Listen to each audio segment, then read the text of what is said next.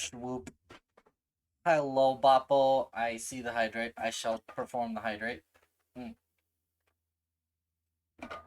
There. Hello, hello. Let me open the game back up. That's not the game. That's the game. There we go. Come here, game. There we go. Give me music so it's not absolutely silent.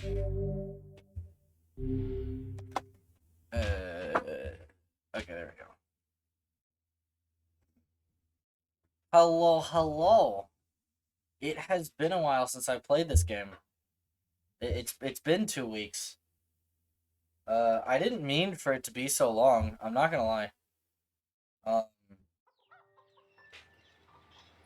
What did we do last stream? Last time we streamed this, I got to the basically, okay, time to go to Shadow Lord's castle, which I think is like the final thing. But then I went around and got a bunch of side quests, and so I think we're gonna run around doing that, yeah. I remember I got tired of grinding, so I think... Oh, right, okay, so I got lost on 2 of these. I need to go to the Lost Shrine, which is easy. This one needs titanium alloys, which is just some farming. But Nightmares and Dust, I have no idea where the, how to investigate the missing people in the sandstorms. And there's no shade in the river. I refuse to believe there's a shade in the river, because I haven't found it. But we're gonna go, do the Lost Shrine really quick, because that's easy. I think we're gonna go do the 2 easy things first, and that is Lost Shrine, and then grinding out titanium alloys. Hello, Clara! Hello, hello. I'm gonna move my, I apologize if you hear the squeakies of the mic. What? Okay, we're good. Hello, hello. Welcome, welcome. It has been a while since I played this. I'm not gonna lie. But I mostly remember... Oh wait, no, I could have just taken the stupid, the boat in the town. There was no need to come out here. Oh there. I am indeed stupid. I am indeed stupid. But it's okay.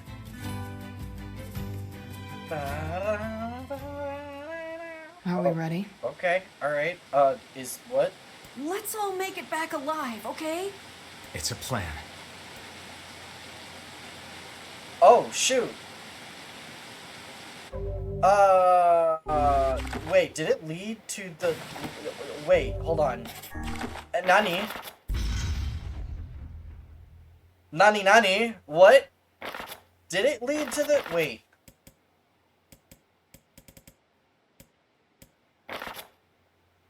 I don't know how to check.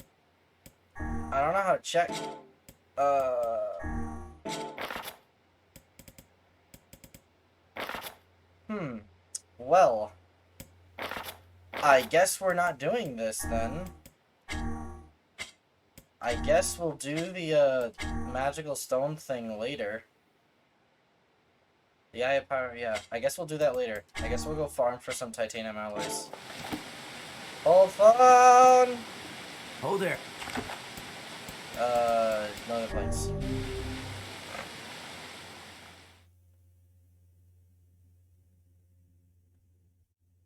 I'm sorry, little sister. I will rescue you in a minute, but first, I must solve all the problems of, this world that I can. I refuse to go farming for pink moonflower seeds, though. The farming system in this game makes no sense.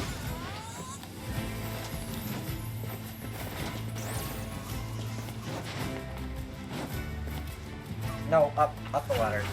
Up the ladder.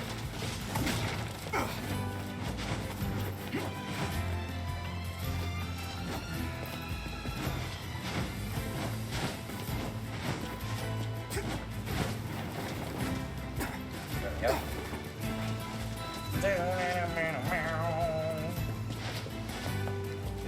Now, I don't remember which elevator leads to the more recent thingamajigger. Was it the first one or the second one? I think it was the first elevator that we go down. Or go up, I guess. Hi, do you have a quest? Oh wait, no, this is for the knife. This is for the knife, isn't it? I'll make you a kitchen knife. By the way, what can I help you with? Yeah, no. Come back. Rip them up. Right, okay. I remember now.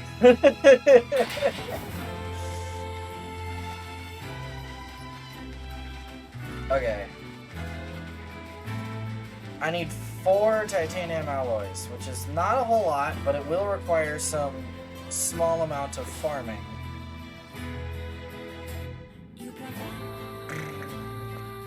I might look up the other 2 quests. Purely because I got so freaking stuck on them. And I'm not above looking up quests. That's not something I'm scared of doing. Especially when they're side quests and I have no idea how to do them. No, I don't want to go to the basement. I want to go to floor 2. Wait. Wait, no, it was basement 2, wasn't it? Wasn't it? Or am I dumb? Am I stupid? I might be stupid.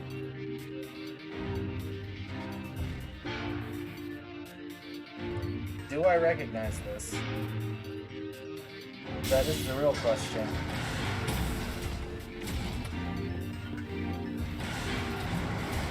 Oh, no, I recognize this. This is fine. Yep. Yep.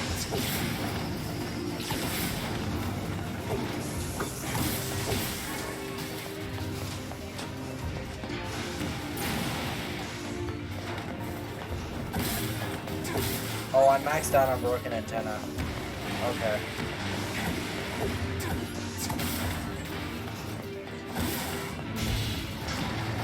Get dunked on.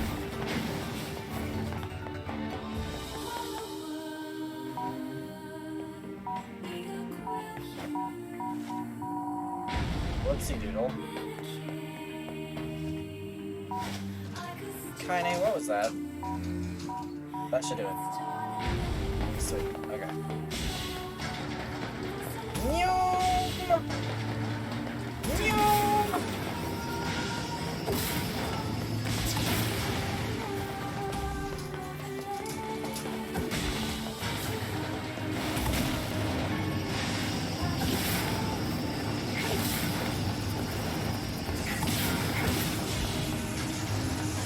Oh, there's... Ah!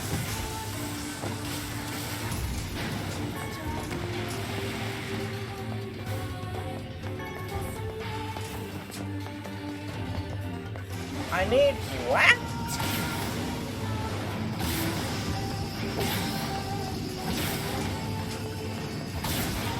I have a funny feeling I'm gonna be over leveled for the final boss. Oh, how about what? But Nani brain rebooting.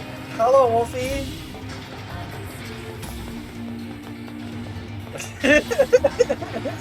Look, I read you pinging Bob, and that was what my brain did. That was what my brain did. It was what I read. Don't blame me.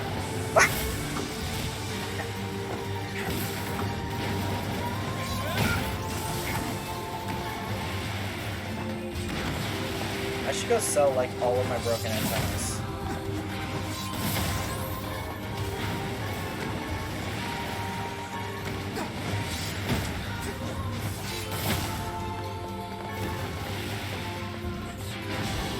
It's not my fault, Wolfie. It's not.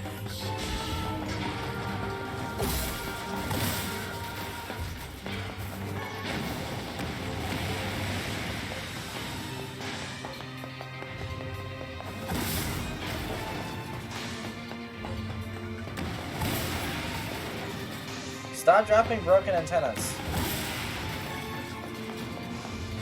I need titanium alloys.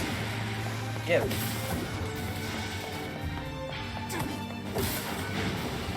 I need titanium alloys. straight out of Horizon Zero Dawn.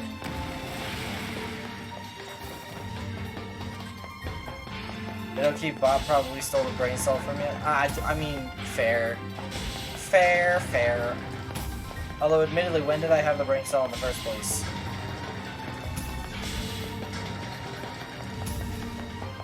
That is the real question. Was it? Wait, now I'm confused. Oh wait, no, I am. What? Ow, pain.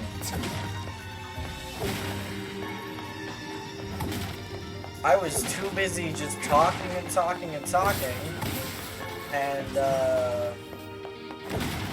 I fell off the edge. That man also fell off the edge. He was too busy being fancy. Hello, sir.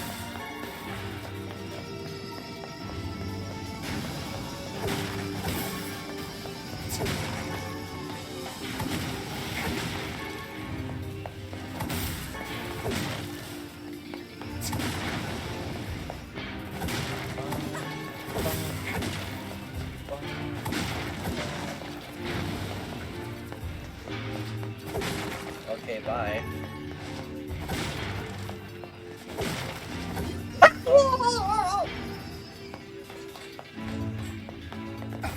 You did a distraction? No, it's I'm just bad at maneuvering.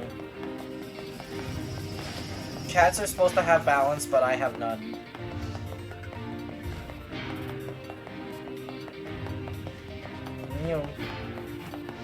It doesn't help that I am like very purposefully trying to break every box. Why, you may ask? I don't really know. I don't need the materials on them.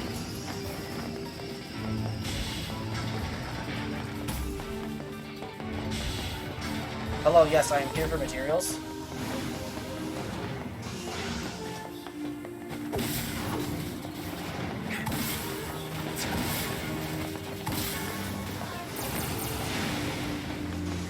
Perish.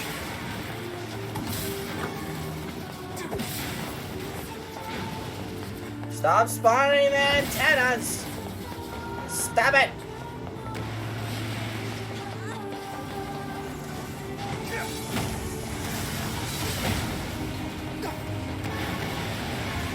I'm on monster drop duty.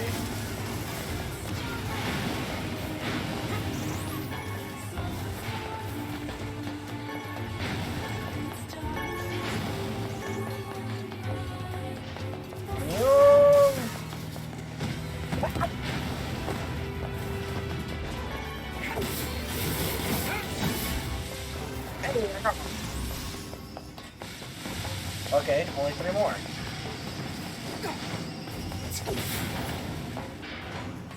Can I have bomb, please? Thank you. Wait, can I kick it? No.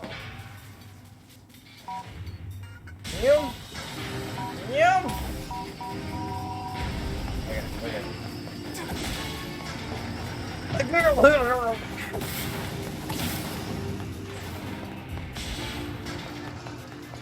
Hello, I'd like bombs, please. Thank you.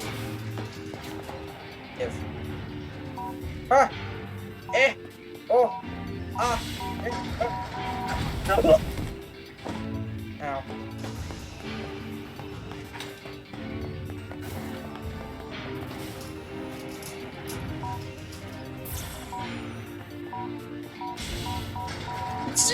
Oh!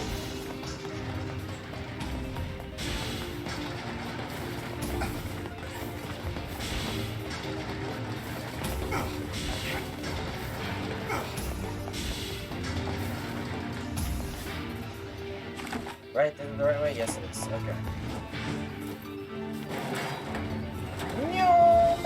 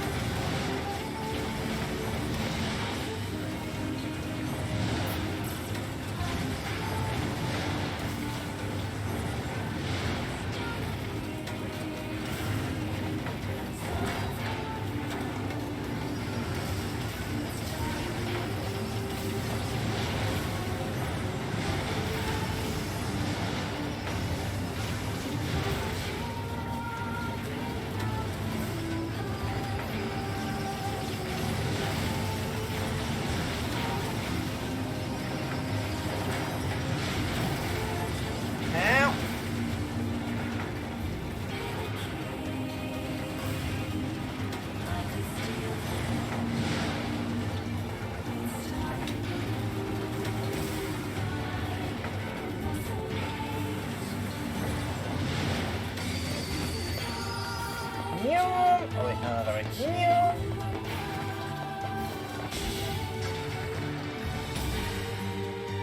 Oh wait, Wolfie, you redeemed a lot of things. I didn't even notice. Hold on 1 second. Let's do those real quick. I can't stretch, a hydrate, and a posture check. Okay, we stretch up, and to the left, and to the right, and my bones, and bend down, yeah. Okay. And then posture check. Thank you. And I'll hydrate.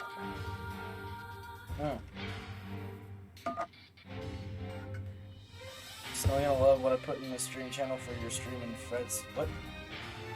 In Fred's what? In Fred's what? In Fred's butt? I don't know. My brain is on crack today. Hello? Server. Oh, that makes way more sense.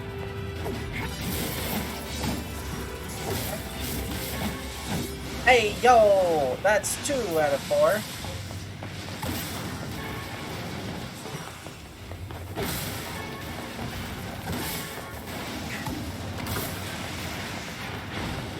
Hiya. Hiya. Hiya. Hiya. Can I request another big boy?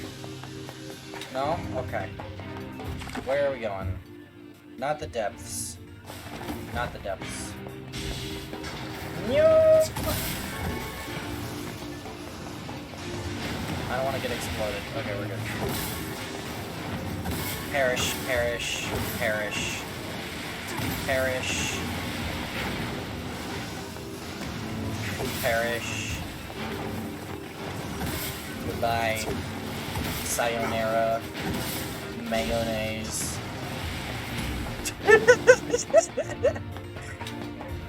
Those red guys have a small chance to drop another titanium alloy, but they ain't dropping it for me. I am upsetty spaghetti. Wait. Right here.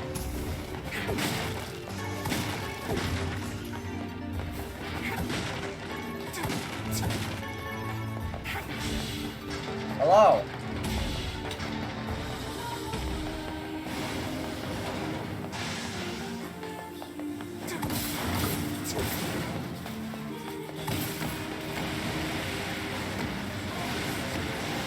Now I'm maxed out on strict bolts.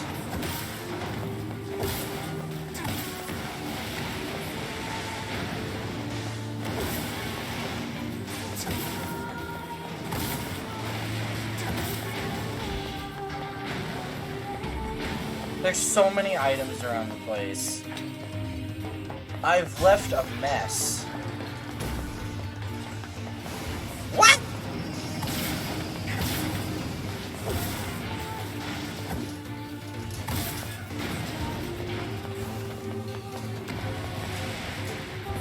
Let me be free!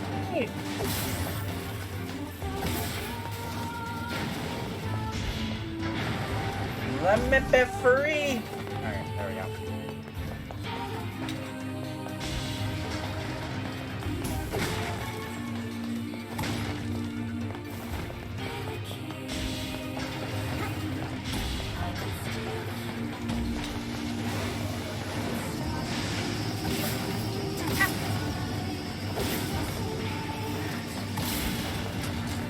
Am I victorious? I am indeed.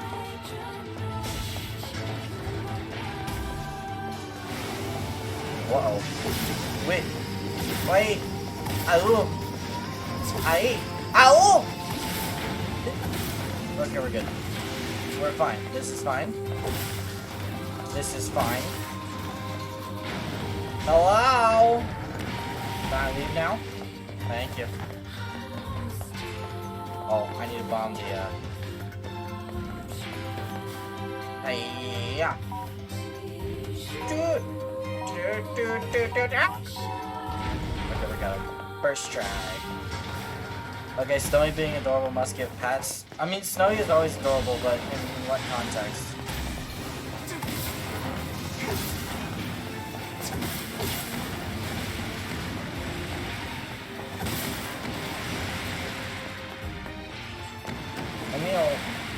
Don't stand in the bad. Biped solution. Anyway. Give titanium alloys. I need 2 of them. I need 2 of them.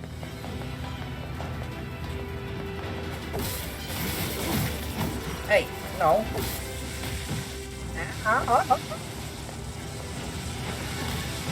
I got one. Worth it. Huh? I got 4th one. We're done. We're done, baby. Lots of explosions.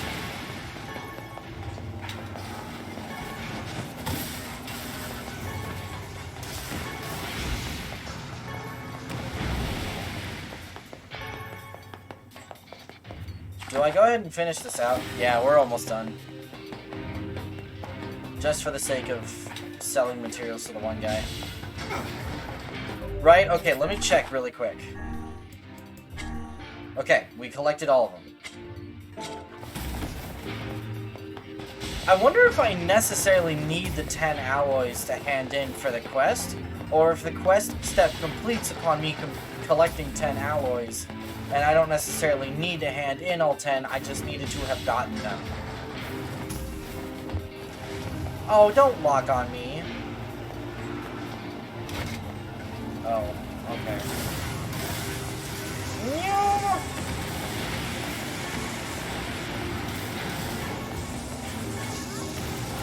Y'all got this. I am collecting loot.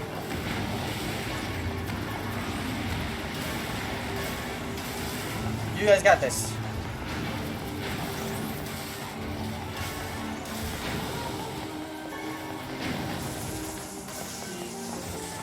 Ah!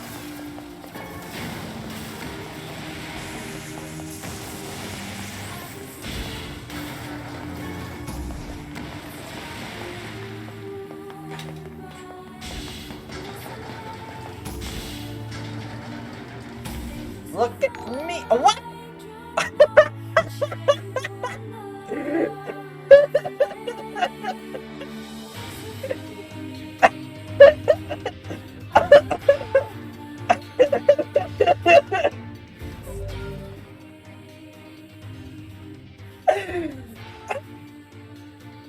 Is that your mom?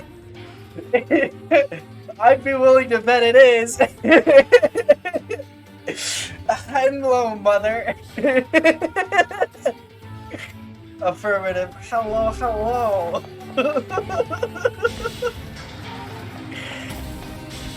How are you? I was not expecting that, but I was not expecting to expect anything, so it doesn't count. This is way more fun than watching Excel tutorial and VLOOKUP. Fair enough, fair enough. Don't explode on me, don't explode on me! Okay, we're good.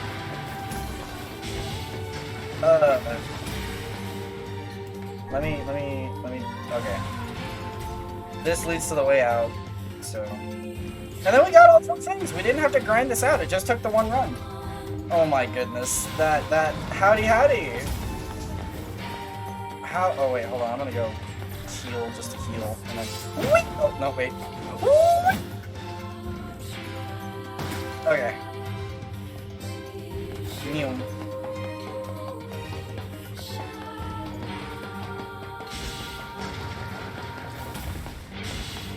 I have had a thought, but I don't necessarily want to. Okay, wait. No, that's not for a. That's not an on-stream thought.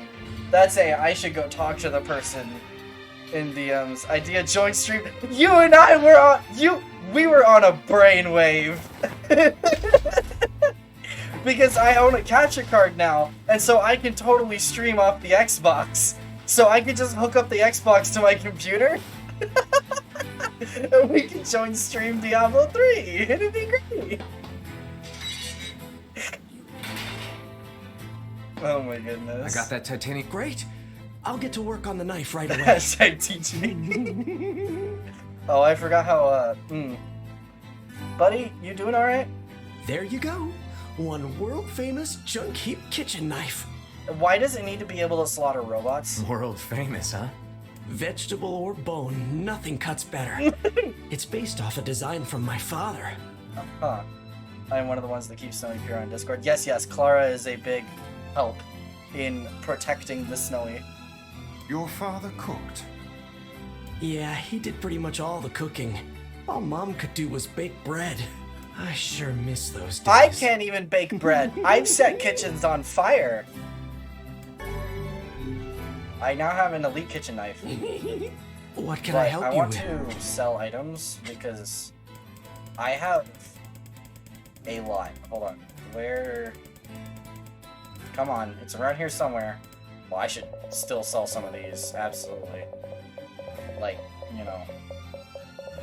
We're just gonna sell 50 of them. A lamb. I'm gonna sell like 60 or 60, 65. There we go. No, more. There we go.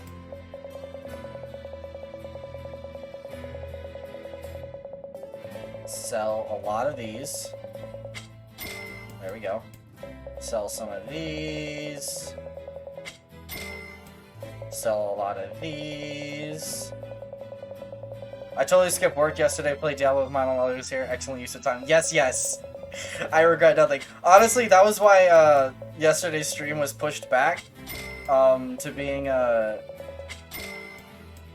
late night stream, because I stayed over and we played a bunch of Diablo together and it was a lot of fun. Full disclosure, time management is a skill and I refuse to learn. Anyway. Come back.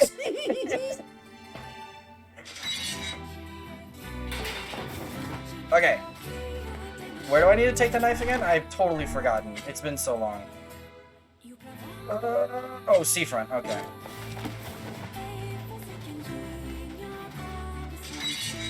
Why on earth the Tavern Master of Seafront wants a knife that can cut bone, I don't know. But he does. I guess his father liked cooking too, huh? Sounds like it. I hear lots of men are getting into cooking lately. I bet this guy just wanted a new hobby. Yes, yes. Well, we must be off. I definitely can't get into cooking. Do not want me in the kitchen. It's a safety hazard.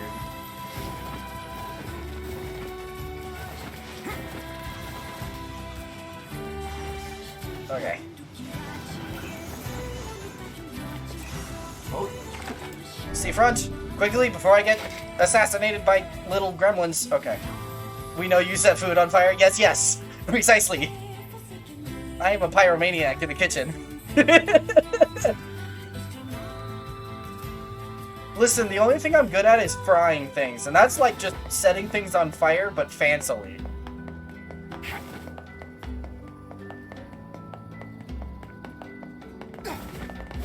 Okay. And you can clip me saying that. I will stand by that. here's the knife you wanted. Thank you. How's Gideon getting along, by the way? Oh, he's absolutely off his rocker. What do you mean? Well, you know, he doesn't have a father and all. I was just wondering if he was doing all right. Nope, he's not doing all right in the slightest. The lad travels a hard and lonely road, but he seems to be making a decent life for himself. That's good to hear. Is something going on here? No. Anyway, here's your reward. Sweet deal. Adopt the kid! Do it!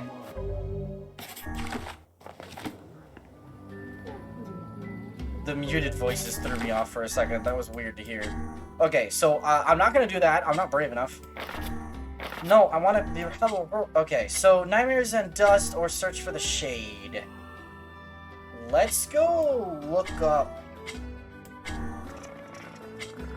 Let's go look up Nightmares and Dust, because I wandered around the sandstorm for an eternity last stream, and I didn't find anything. So Nightmares and Dust, NieR Replicant.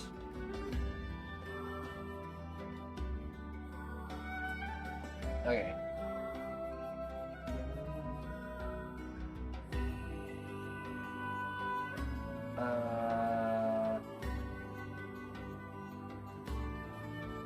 Where's the... Give me a map! What?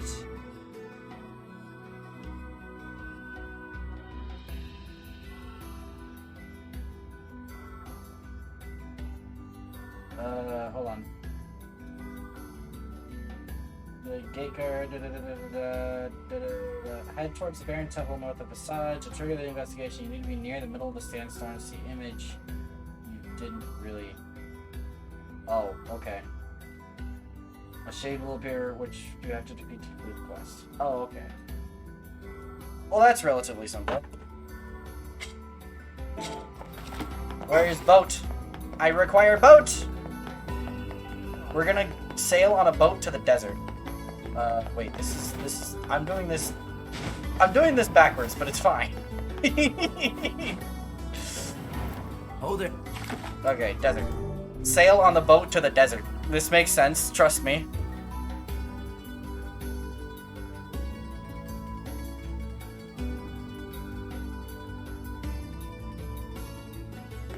See, it makes sense. We sailed on a boat to the desert. Okay. So we need to go pick a fight with a big ol' shade. You're weird. Leave me alone.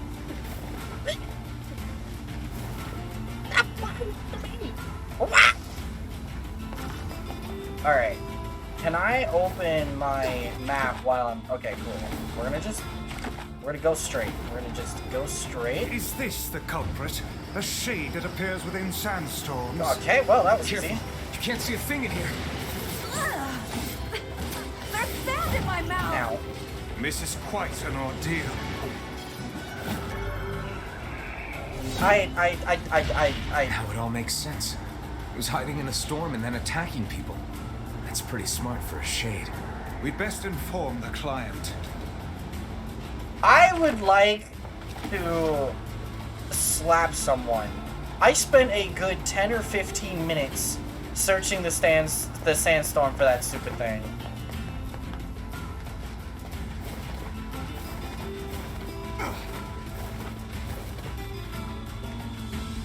Last stream.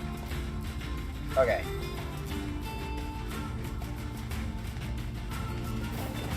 Hello!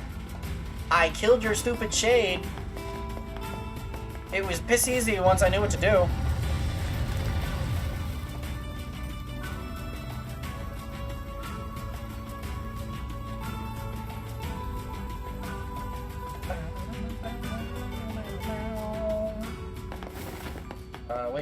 Wait, no. He's back here, right? Yeah. There was a large shade hiding inside the sandstorm. That's what happened to your people. It was inside the storm. No wonder we couldn't find it. Thank you very much. Here's your payment. Stay alert. Where there's one shade, there's usually more. I don't really need all this gold, but thank you. I don't know what I'm gonna go buy with it. Alright. Search for the shade. This one I did spend like another 10, 15, 20 minutes. Replicant. Search for the shade.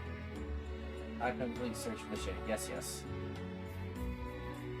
We are all grateful for online guides. This is poetry for the soul. Hold on one second.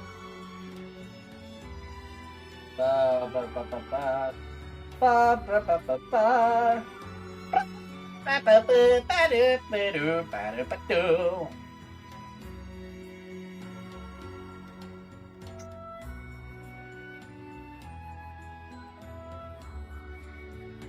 Oh wait.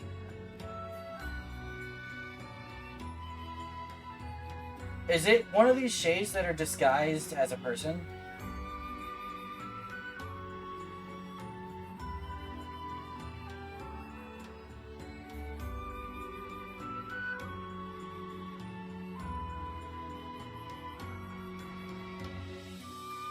Wait, I need to walk towards the river from where the 3 pigs are grazing. When coming in at the right angle, you'll lose control.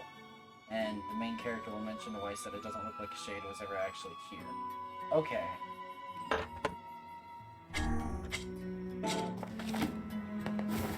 I don't want to look up the whole quest, I just want to look up the one stupid step. Because, like, I went to the riverbank. And my mouse is on screen. Go away.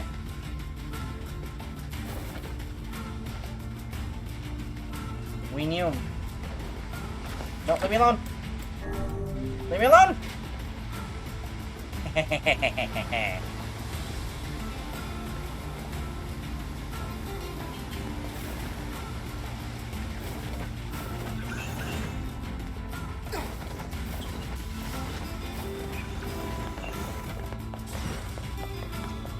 Although the guide was calling the name for the main character NieR. Is that actually his name? Oh there. That'd be odd. Not unheard of, but it'd just be odd. That's such a weird name. And I wouldn't even think that was his name. I would just be like, oh, it's just the game is called NieR, but if that's the actual canon name for him, that would be so strange. Okay. Oh, am I supposed to follow the path? Is that what the dealio is?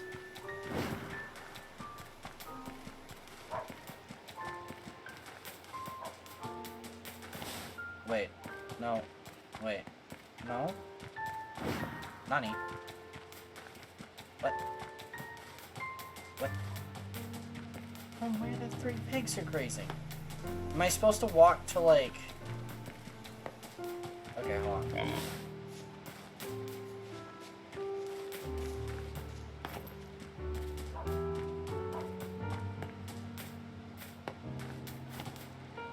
No. Well, this is annoying.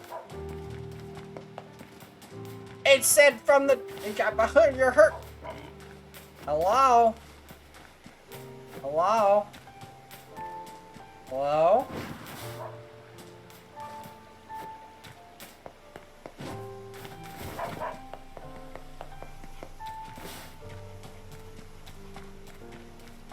Excuse me.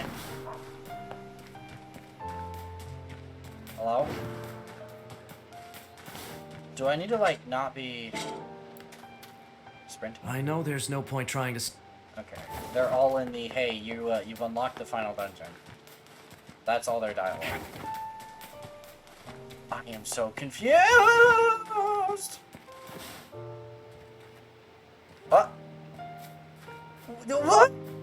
This was it? I can't control him anymore. This is definitely... Yeah, I don't know. Doesn't look like a shade was ever here. Perhaps the young lass misremembered the location. Yeah, maybe. Kids aren't so great at stuff like that. Let's go ask her again. I was just going to the item. I was just going to the item. You come back with Yona, okay? Everyone seems to be suffering. Hey, kid. What's up? I didn't see the shade. We went over to where you saw the monster, but we couldn't find anything. Are you sure you saw it by the river? Oh, I remember now. I saw it in the square in front of the library. Okay. Let's go check it out. In the square in front of the library. Okay. Why do I get the feeling that it's not going to be there either?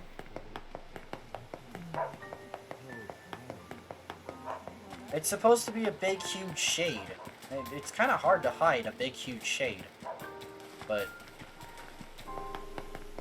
Thank you for protecting our... Hello? Oh, yeah. I am no longer in control.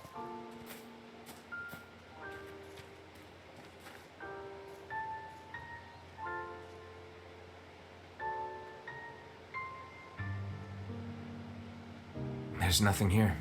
Guess the kid was wrong again. This is a fool's errand. Even a young girl could hardly confuse a library gate with a river. Perhaps we should ask some of the other villagers. Yeah, I guess. Okay.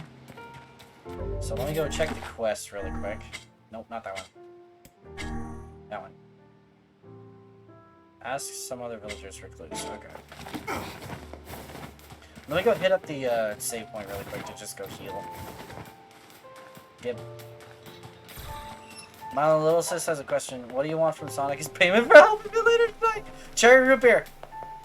Cherry root beer. Tell her a cherry root beer. But yeah, she has a school project and I'm helping her with it. Shade. So. Oh, yes, I saw it. Gave me quite a start, let me tell you. Strange thing was, it seemed to be accompanied by a child. What? I think I saw a shade a few days ago, but I can't be sure. Whatever I saw, it wasn't much bigger than a kid. What does she need help with? She is recording, like, she has a final project going on for one of her classes that she needs to record, like, a scene from, like, a Macbeth, or not Macbeth, but Shakespeare play of some sort, but, like, her own take on it, basically. I don't remember exactly what it is. I haven't exactly looked at the notes she sent.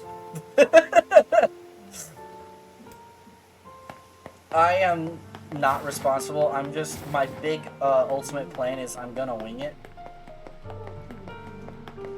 Alright. I saw something near the shopping district that kinda sorta looked like a shade. You know, if you squinted. The girl's story is not agreeing very well with the rest of the villagers' testimony. I think we should question her a bit further. Something is amiss. How do you mean? We are being lied to. Yeah, I agree. You think? Why? I cannot say. Perhaps it is but an honest mistake. Or perhaps there is a good reason for the lie.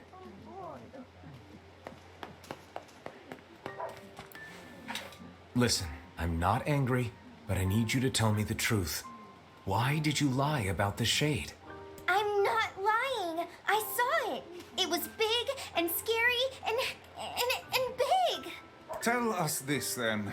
In which location did you not see the shade? You're weird. But, I guess I didn't see it near the northern gate or on the hill to the west. Interesting. I mean, I believe the kid she believes she saw a shade. I believe that much. We're gonna go check out the hill to the west first because it's right here.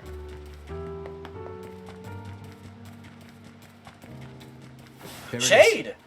That kid must have been trying to protect it. A touching story, but humans and shades cannot coexist. We'd best defeat this monster while we can. Agreed.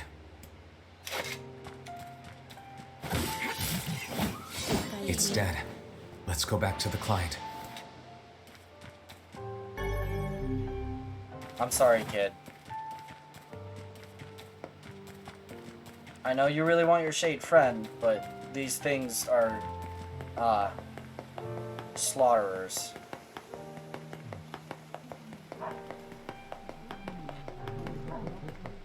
And if word gets out there's a shade, it'll cause a panic.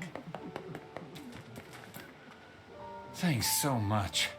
I was having trouble sleeping knowing there were shades in our very town. Cool.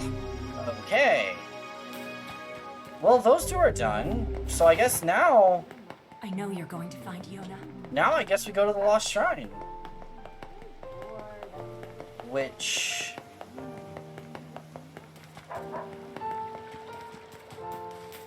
There's a side quest there, but there's also the main quest there, so...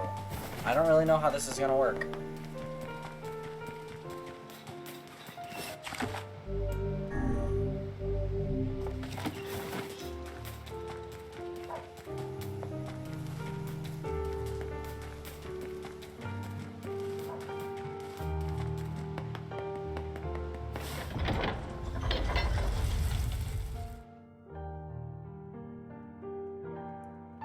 That being said, I know I mentioned this yesterday, but I was thinking about possibly attempting Thursday night streams. So like late night streams versus my normal 4 to 7 time slot on Mondays and Tuesdays. I was thinking about also doing like an 8 to 11 or possibly 8:30 to 11:30 time slot on Thursdays. Oh there. Because eventually I'm gonna need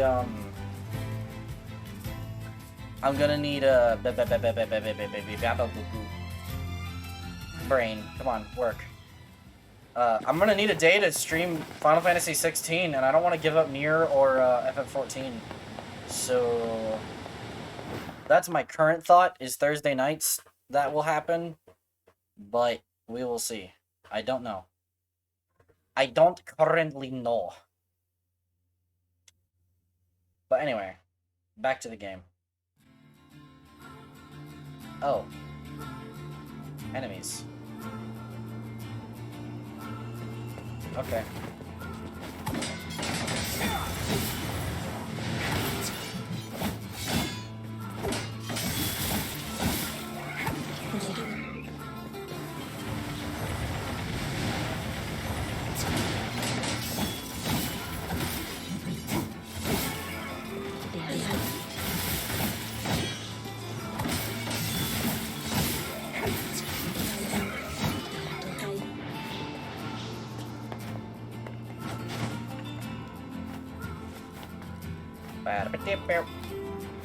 I have no idea what that last shade was doing. It looked like he was casting like healing magic or something, and it was kind of freaking me out.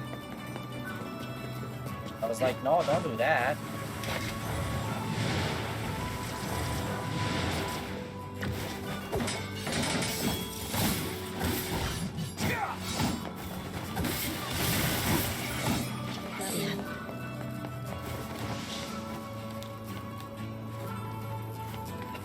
I don't know where the mage boy went.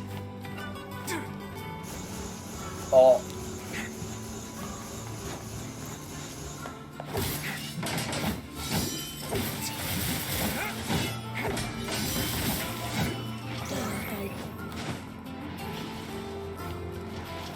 Up we go!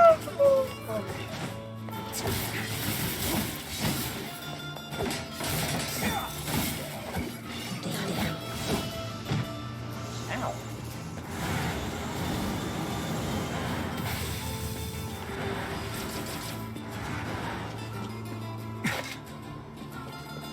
Come on.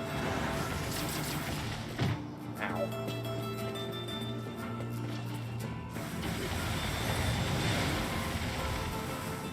There we go.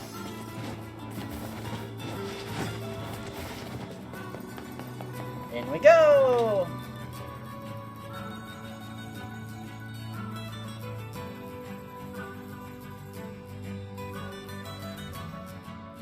If I get the eye of whatever it is before,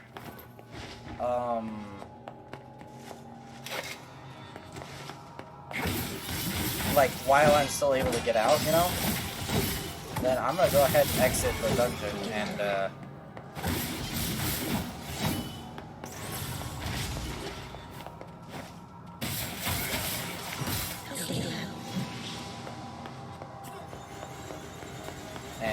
go turn it in. I don't know why my brain is like not working today.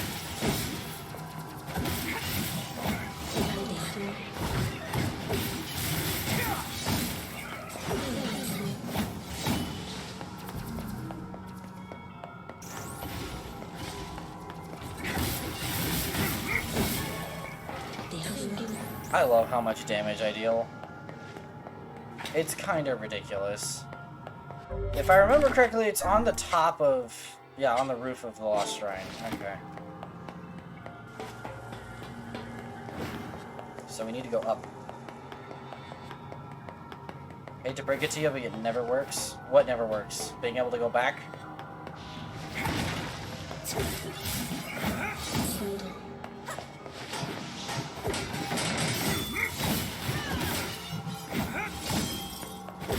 Your brain? Oh, fair. Very fair.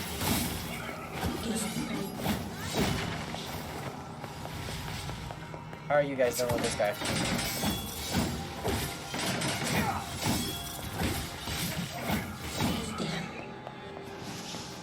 if I remember correctly, I go...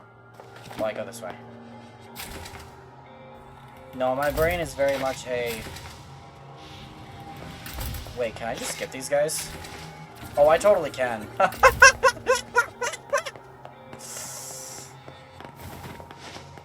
I'm sorry, that's just funny to me. Okay, I should probably kill you. Ow. Rude. Ow!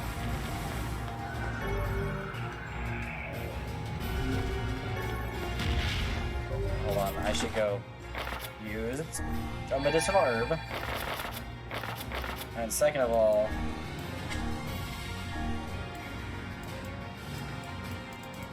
I don't think I have anything else with physical strength. Yeah, well, nothing better than that.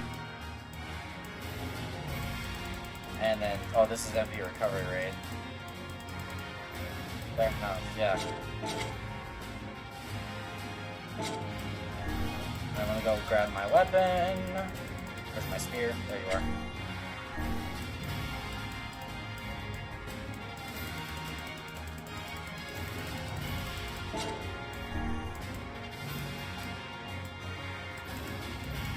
Yeah, there we go. Okay. Magic. Oh!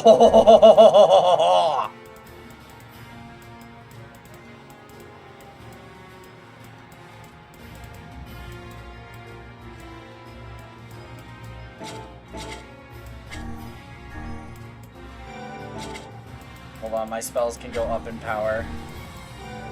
Wait, if it does the thingy again, I want to go edit all the words on my spells because there was a boss fight where I had to reacquire all my spells mid-boss, and I was dealing with super weak spells until I got my main 3, so I don't want to deal with that again. Okay. Onwards! Eh! Nani? Eh!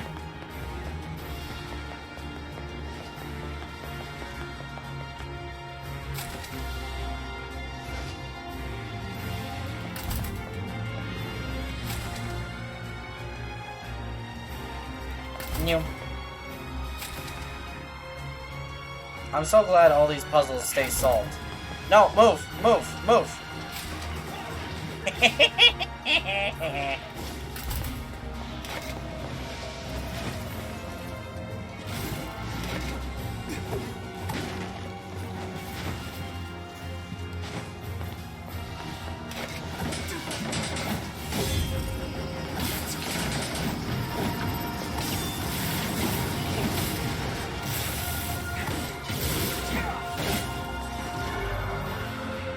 Item drop rate. Ooh. Wait, that's useful. Because that's on my spear.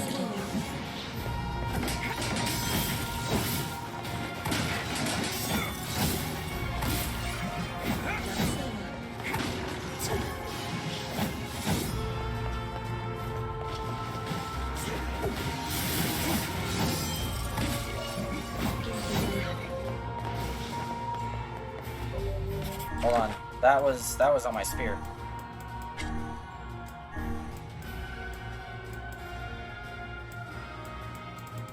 Wait, did it not? I thought? Okay, maybe not. Maybe not. Maybe I'm stupid. Maybe I am slightly of the dumb.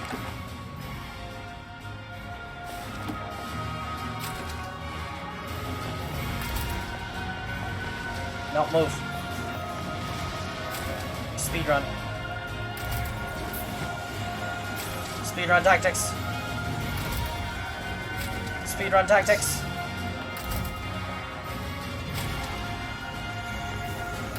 Nyum.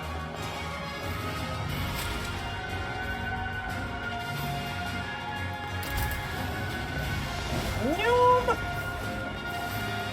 Oh. Shoot, that's a dead end. That's problematic.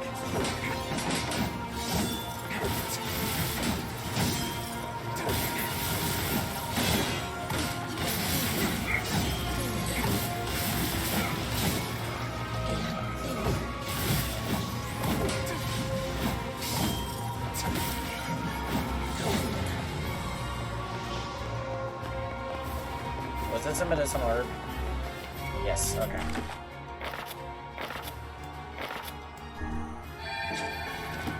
Sweet. Okay. Onwards! That was the route, right? Yeah. Ah! Okay. Aha! Look, man, I'm just here for the one thing, and then I'll leave, and then I will come back, and I will kill everything. I will slaughter it all. I promise. Nothing will survive the wake of my genocide. That's all I want, is the one rock. Where would the rock be?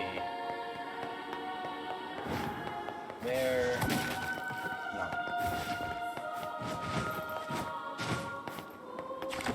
I don't... Oh, sure. Wait, do I need to pull it this way? Oh. Wait, where does this lead?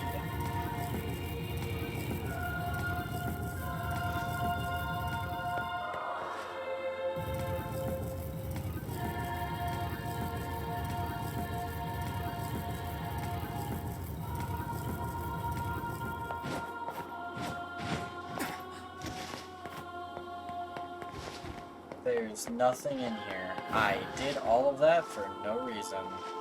Oh, there's debris on the ground.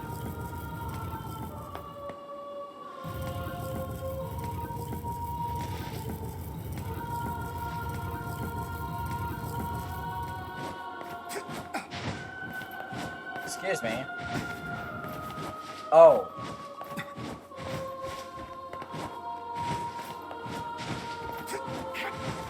Wait, why can't I get in there? Oh, because I have to come in over here?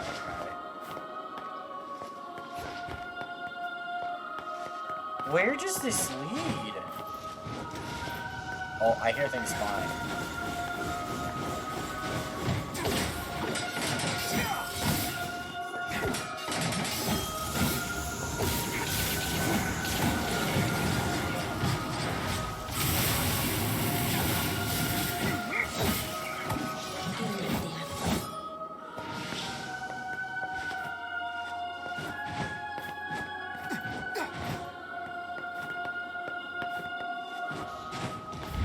What?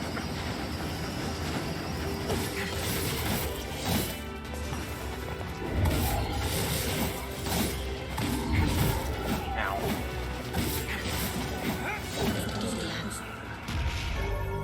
Oh, I have power. Oh, hey, Zamoro! Hello, hello, welcome, welcome! This must be the Eye of Power. Oh my gosh.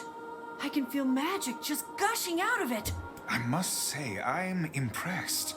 Telling one's fortune with such a powerful stone could produce rather accurate results. There we go. Alright, now true to my promise, I leave. But not before satisfying my curiosity as to what's at the end of this path. You doubt my capabilities of doing parkour, game? You doubt correctly. Okay, we're good. I don't know this person, but welcome, welcome. I am sorry if I'm supposed to recognize you. My memory is bad. It is not great. We do a lot of bouncing in this. Oh. Oh, that's where I'm supposed to go. I don't want to go that way. Ah! Okay, we're good. Time to flee. Mylon, this is my friend who death loses to often. Hey, yo? What does that mean? What is that supposed to mean? I'm confused. Wait, hold on. Do y'all think I can fall all like 4 floors down to the bottom again? Rather than taking the stairs down like a plebeian? Ah! Leave! Alright, time to test! Let's go! Oh, that did work. Shocking. Alright, where's the exit? Where's the exit? Rear entrance, over there. Goodbye! Zero, you explain.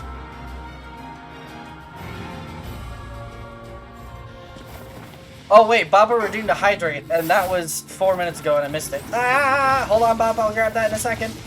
I'm being chased by shadow people who want to kill me. Noom! Run away! Wait, that's a lot. Hold on. Yeah, my body is very interested in trying to unalive itself. That doesn't sound good. Hold on. Okay. Often in rough shape. Reason I haven't been able to actually catch a stream, but we're out here. I have a few compounding medical conditions that put me on death's door often. He's since started ignoring my knocking. Honestly, it's Rudy's ghosting me. Oh my goodness. I'm sorry about the medical conditions, but I'm glad you're still kicking. Hold there. Actually, I want to go to the Northern Plains because I need to take this to the Forest of whatever it's called. Myth. The Forest of Myth.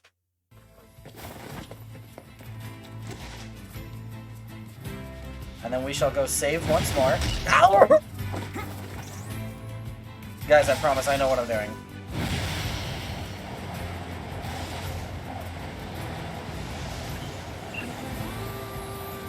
We shall save once more after this, and then we shall delve to the final dungeon.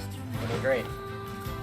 He finds himself amusing. Good. If you don't laugh at your own mishaps, how can you expect anyone else to laugh at them? Okay, let me just heal. There we go. Ma'am, I found your stone. Did you find my stone? Yeah. Did this work for you? It took a while, but... That's it. Oh, thank you. Oh, and while you're here, how about a free reading? Come on, it's the least I can do. Lady, how do you even know how to use this thing? You've never even held one before. I'll listen to... Oh, thank you, Snowy. I appreciate it. Thank you. Hey. This is my hydrate now, Bob. Okay. Listen to your phone. Yeah, I'll listen to my phone. Sure, might as well. Let's see what the eye has to reveal. I mean, there's no guarantee it's truthful, but...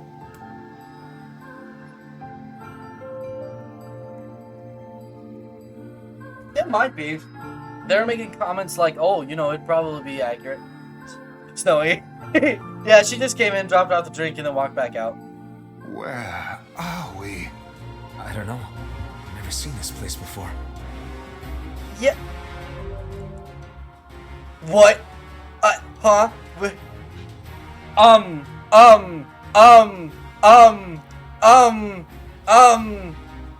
This is the tutorial area. And yes, Mr. Sir, you've seen this before. Shit! In our dreams? What cheek! Dreams? I refuse to believe that we were simply whisked off to some alien land. I suppose.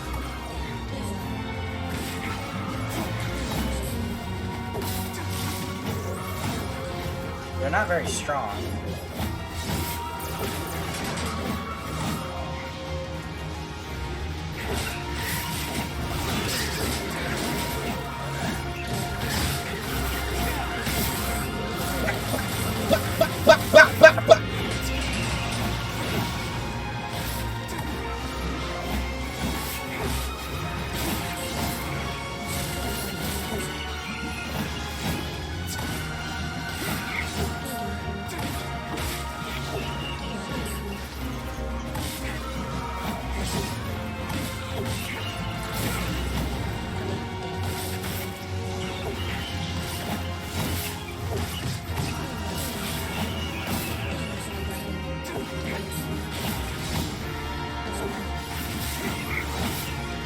I'm enjoying just slaughtering all these weak shades again.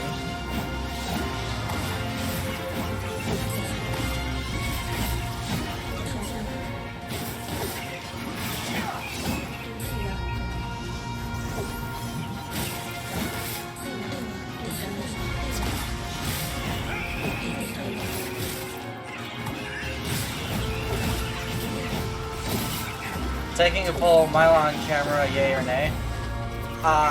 Do I have a vote? Do I get a say? Ah!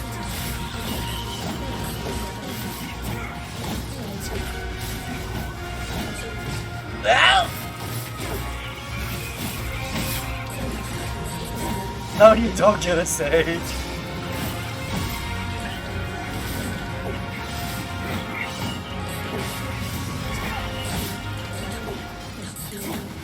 Hey! Oh! Oh! Oh! Oh! Okay.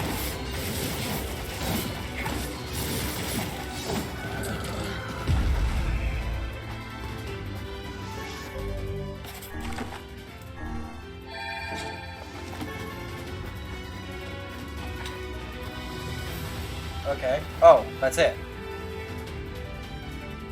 See, okay, about the camera. I would probably only do it, not on stream, but I would probably only do it on, like, recording stuff. So, songs or something like that, you know? I do have a camera right here, like a video camera thing. But it was a headache and a half to set up, and then Silgar disconnected it from my computer, and I haven't bothered setting it back up. What was that? I cannot say, but I doubt it was a mere daydream if all of us experienced it as one. I think I've seen that before. Wow. I don't know what happened, but you guys look pretty shaken up. No, that was pretty fun. Yeah. It was the tutorial. There's a deep inner meaning behind this fortune, but I'm not really sure what it is. I guess I need more practice. As a kid, we said it was unwise as a minor, but lots of years have passed and he's now an adult. I feel like the risk is manageable, and the marketer in me says people like to look at faces, just human nature in general. I mean, okay, so the little image here bouncing around on stream, that's not here to stay. There will come a point, and hopefully soon, where I will have a fully fledged model, and it will have expressions, it'll mimic, like, it'll use my camera on my computer to basically paint whatever expression I have on my face onto the model. And so basically it'll be like a virtual me, and I feel like that will be better. But right now I'm still waiting on that because it takes time for that to get created. But I totally agree. Faces are a lot more marketable. So right now I'm kind of just biding my time until I have my full model done.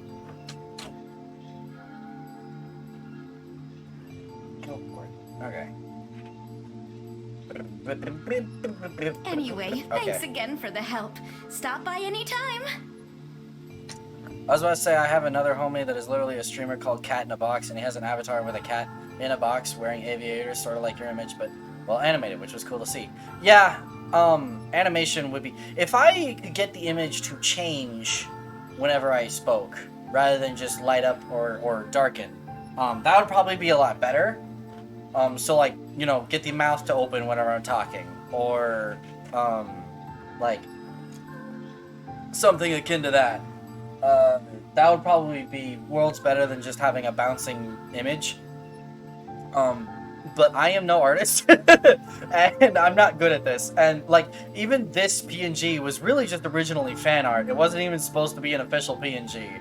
So, like, it spoke when he spoke, totally doable. It's totally doable. I'm just not good at it. I need to get someone else to do it for me. I think I'll pass for now. Zeros are hard. 10,000. Okay. What was that all about? I don't know. It gave me some serious deja vu. Did it now? Yeah, like I'd been there before or something. But at the same time, it felt like something was pushing down on my chest. Well, it was just a dream. Best to put it out of your mind. Silgar took the drink down. No, he took the camera down. But he has taken my drink down. All 44 ounces. Oh, no!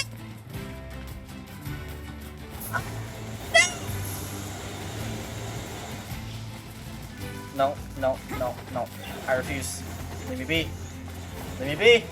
Oh, right, there's a save point right before the big door, so... Do I kill everything in the dungeon, or do I just speedrun to the door? I think we kill everything in the dungeon. We got time. I'm sorry. It's a red straw. Him and red straws, man. It is like Hold it. instant hunt mode. I don't understand it. Like, you cannot take your eyes off the freaking thing for 5 seconds. Okay. Main story, main story! Right, right, because I'm not doing the stupid, No, I'm not doing this quest, so... Main story, main story, main story, main story! Final dungeon, let's go! Let's go! Alright, let's kill everything. We got time.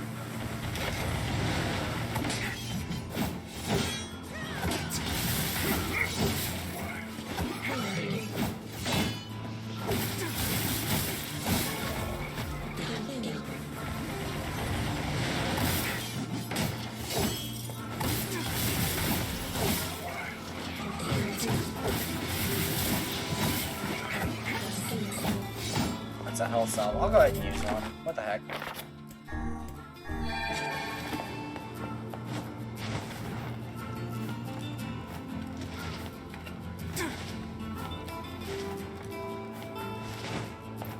But this is final dungeon. This is exciting. Wait, I wonder if I could send my melee dude out to the mage.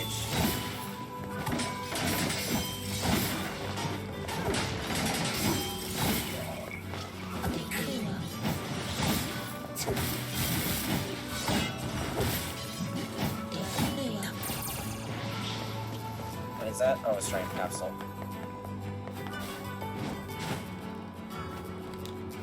Up we go! No! Okay. I forgore about the mans. Hello? Mans?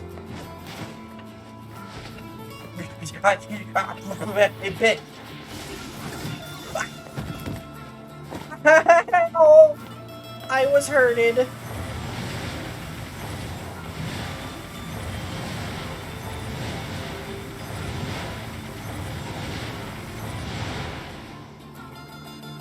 Well, he's dead now.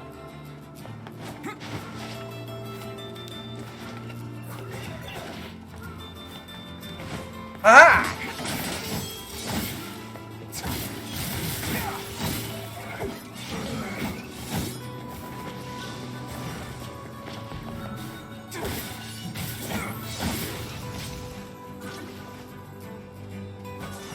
Perish.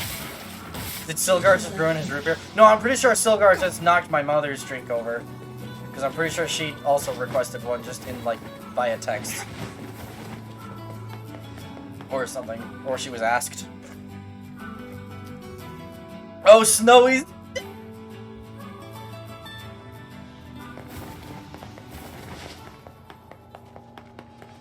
Perish.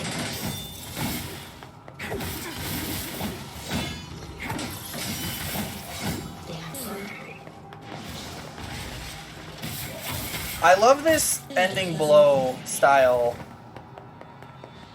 kill cam. Or not kill cam, but speaking of ending blow, you know it would be a lot of fun if I figured out how to hook up a Wii to my capture card.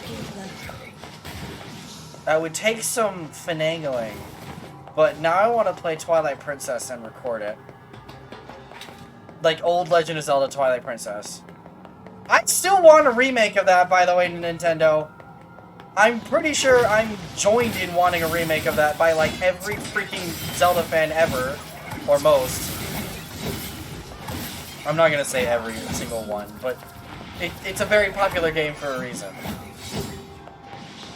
I need to go this way, right? Yeah. Oh, goodbye. Do we go back and fight him?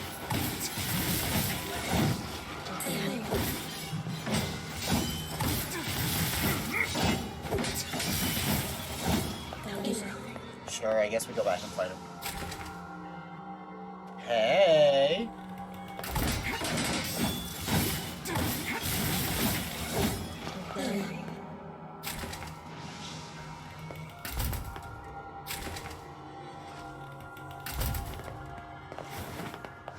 We're making the world a safer place.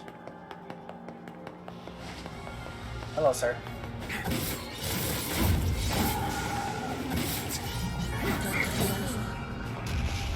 Get dunked on. If I remember correct, yeah, those stairs I can't use, so I have to go over here and use this. Bad Kibby. The Kibby knocks a lot of things over. It's a thing. Does this have anything in it?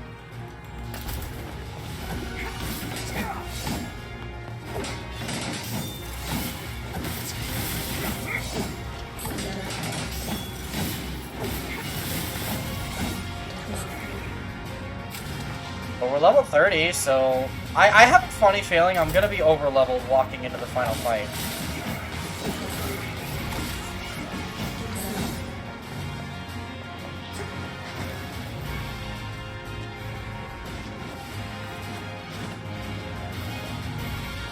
I'm gonna be like way over leveled.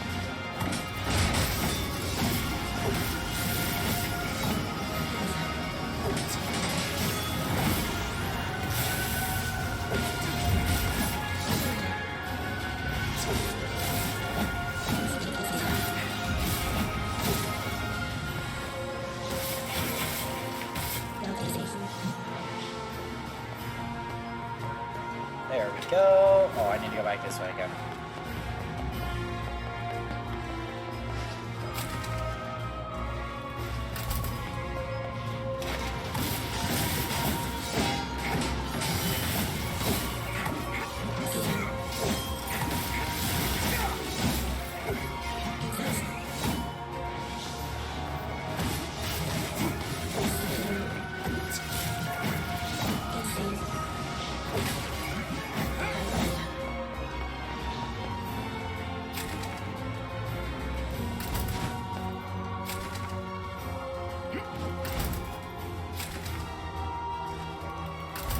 Easy.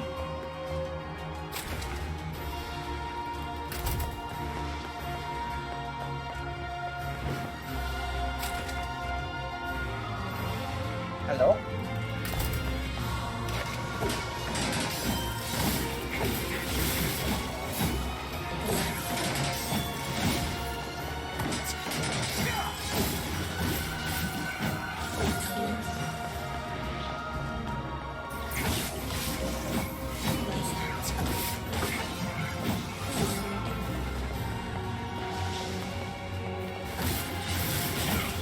Perish.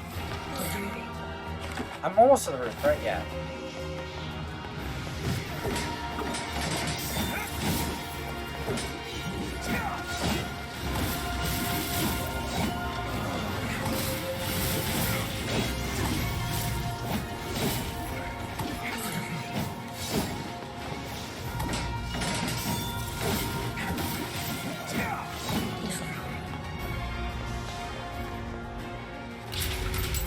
Okay.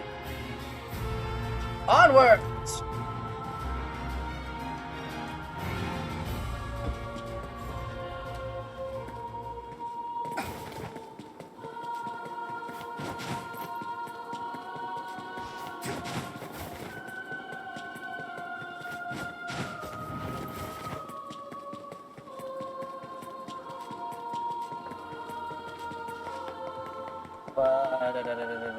Do we go? Let's go the other way.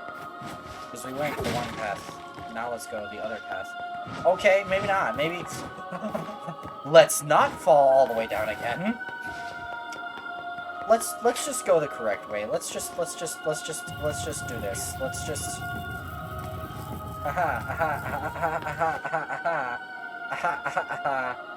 move, you. Is it stuck on something? Like, is it in dire need of... There we go. Okay.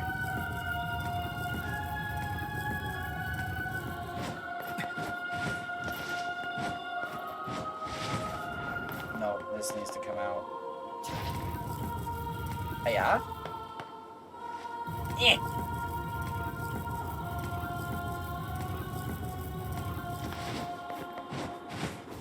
No.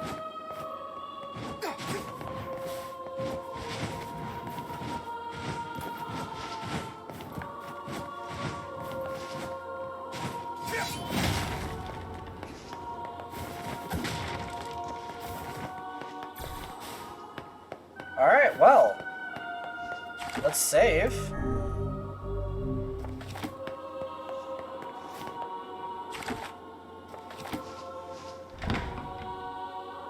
Let's do this.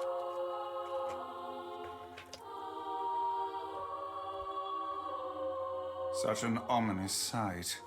And yet I find it strangely nostalgic. Yeah. This is where Vice and I first met. And first fought together. Wow! This is where you used to live, Vice? Well, yes, I suppose. In a technical sense. Pretty nice digs for a floating magazine. At least it was free from annoying hussies like yourself.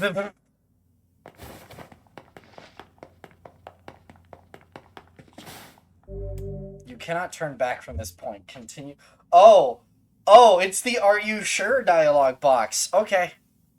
Alright, let's do this. And now the path is open. I have done all that I wanted to do.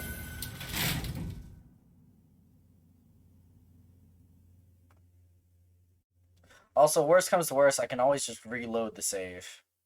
In fact, if it gives me another save point, I'm going to save over a different save slot. Oh. Oh. What? What in the world?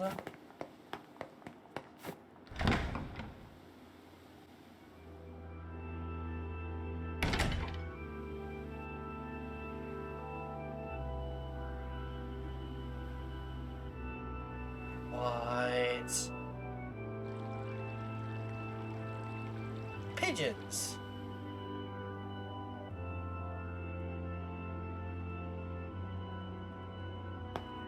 This is cool.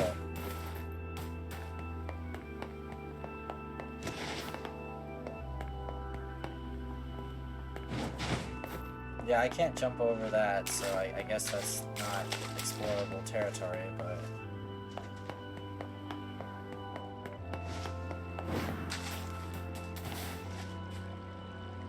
To whom does the true voice speak? Ah! Oh! Ah! Yeah! Oh! What? Huh! Eh! To whom does the true form show itself? You must answer. It happens, particularly when things are left unattended. It do happen, though. It can talk! I ask, why did humans disappear from the world? The hell is this? I believe this is some manner of password. Password? Yes. The correct answer should grant us access to the castle. I feel confident I've heard this somewhere before.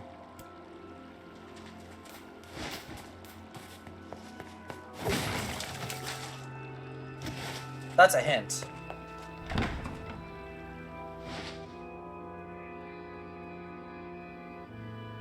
Interesting.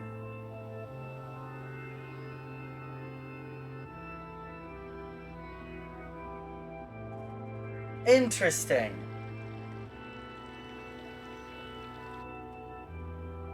Even for 5 seconds, Silgar's record has been 2 seconds.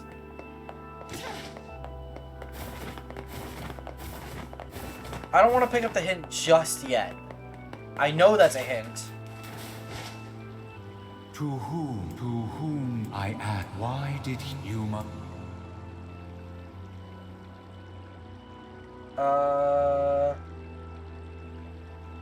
I only have 2 options. Talking to a friend now about the Avatar thing, Mylon. I'll let you know if I find any decent information or how reasonable it is to get done. Also, this series is just a roller coaster of what the crowd is going on. Yeah, it kind of is. But the black writing disease killed a lot of people. I know that. But humans haven't disappeared. appeared. I answer, because of a black disease. I ask, how can humans extend their lives?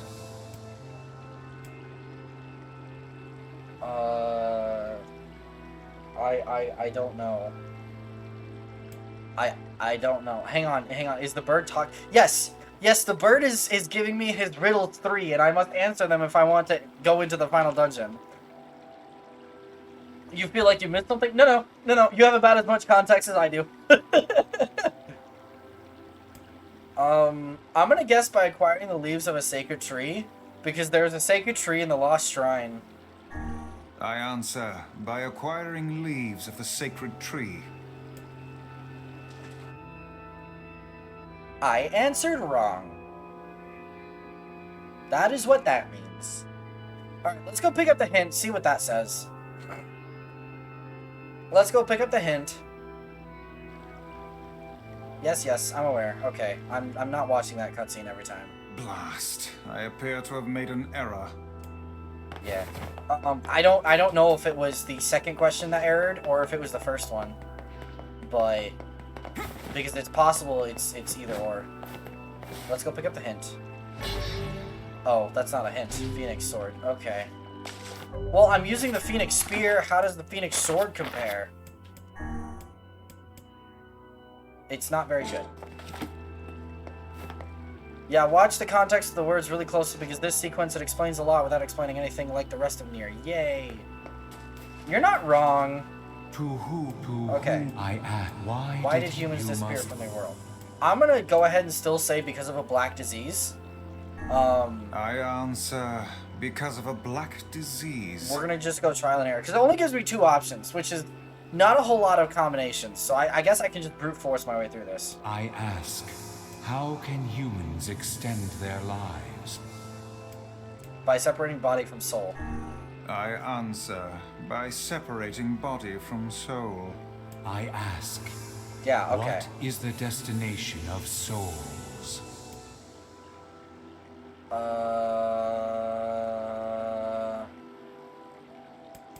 Promised land bursting with light. I answer, they are in the promised land, bursting with light. Ah, shoot. I'm not watching this again. Blast. It's okay. We got farther that time. But this is kind of like lore drops. I don't really know where I would have found the answers for this during the game. But why did human? Because of a black disease, the black writing or whatever. How can humans extend their lives by separating body from soul? That makes sense. Destination of souls are placed in their corresponding shells. I don't know what that means. I answer, they are placed in their corresponding shells. Very well. You are acknowledged as master. You may enter. Well then, it seems the way is open. This is gonna be good. Oh no. Oh no.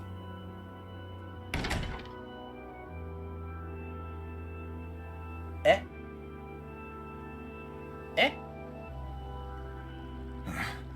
It's the twins from your village. It's Devila and Popola. Popola? Devila? What are you doing here? Hey, any chance you'll just go back to the village? This is a very dangerous place. Why are you two here? Even if you can find Yona here, you probably can't get her out. How did you get here? Shh. We're asking the questions right now.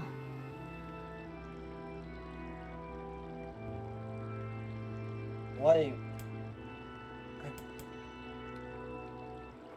I'm not going back to the village. I want my little sister. We're here to rescue Yona. Oh, hi, Silgar. No dice, huh? Well, I guess we don't have a choice then. Why are they here? Why? So we've been betrayed. I don't know. No, I suppose not. How sad. What?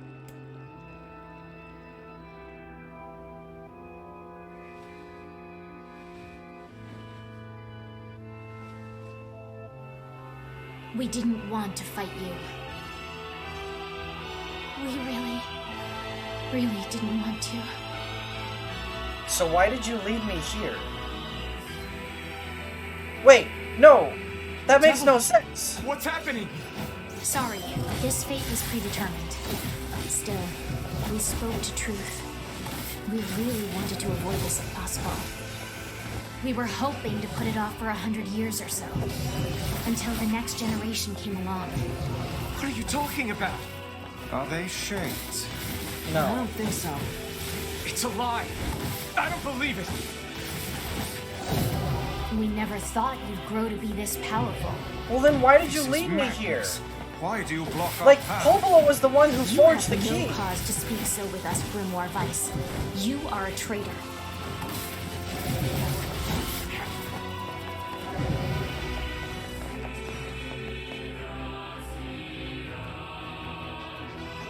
What now?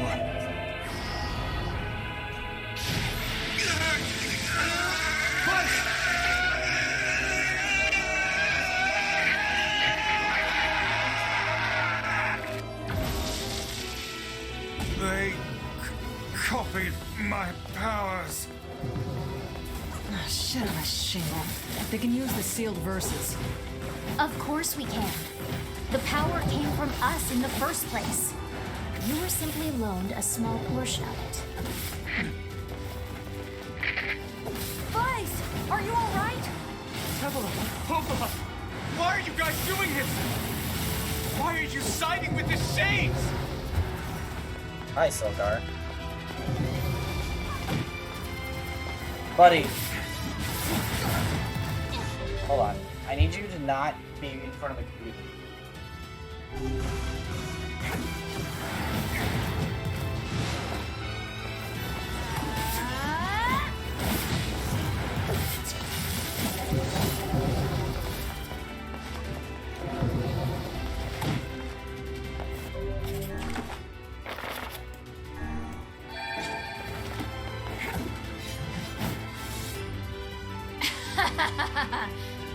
Why?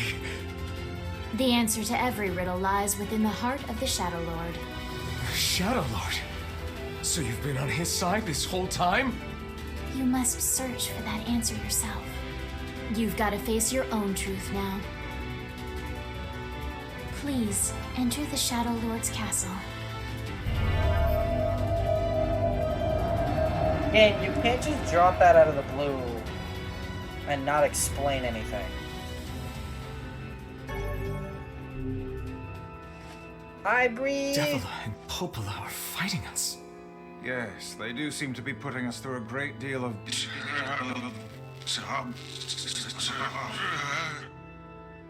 You okay, Vice?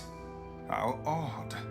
For long years, my mind and tongue have been my greatest assets.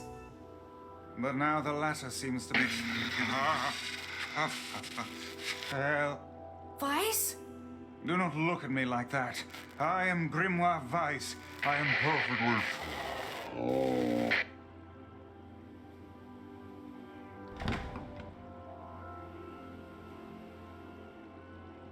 Interesting. I am thoroughly confused. How is the tiny kitty mom? I'm good. Hold on. The other tiny kitty must not be here. Buddy, if you're gonna bite cords, you're gonna not be in here, alright? If you're gonna be eating cords, I'm gonna kick you out. We have had an understanding on this for months now. No, I can't. Okay, come here. Hey. I love you. I love you. You can bite me. But...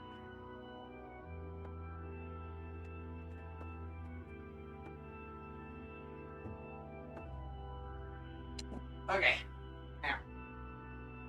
Hydrate? Okay, I will hydrate. Here's your hydrate. There. Let the tiny kitty bite. He bit me. But I'm not letting him Bite cables. Oh, Bappo also wants the nya. Okay. Back to being confused. I think I hear a waltz.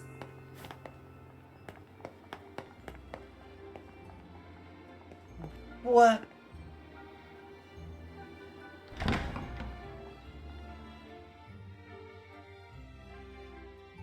We're in Gurren Lagann levels of explanation. I am so lost.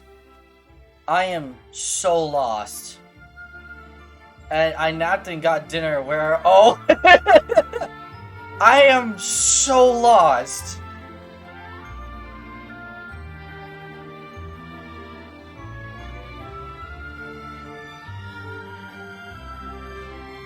It certainly is a grand affair. Bunch of dancing bastards. They're all shades. Eh? Oh, I love how the waltz switched to a minor key when they started transforming. That was so good. It's not like I was planning to leave. Yeah, it's a bit late. That was so good.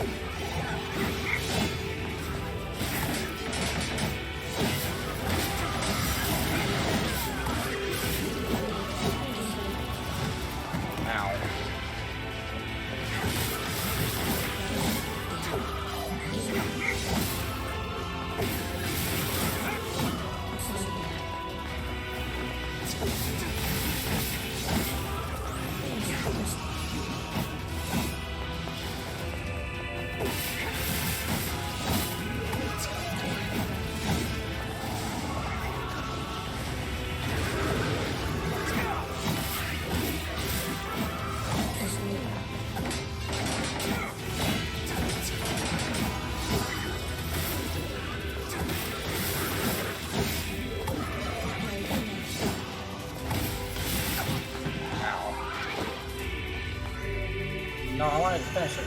Okay.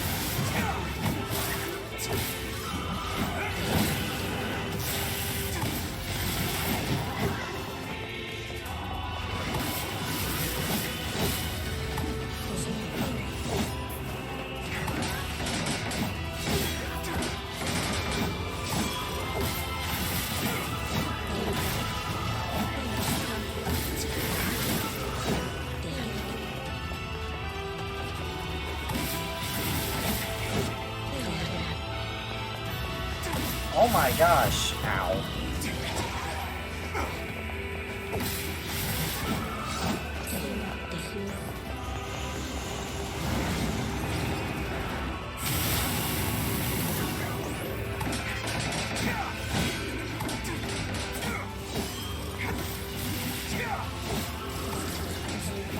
Damn it! They won't stop coming! I'll open the next door. Cover me. Oh, how I do love a good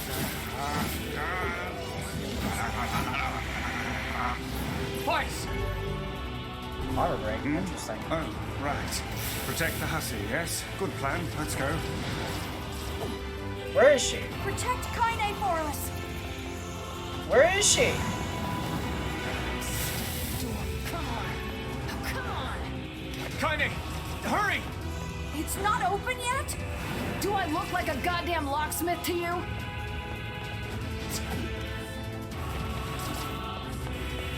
No, you idiot. What are you doing?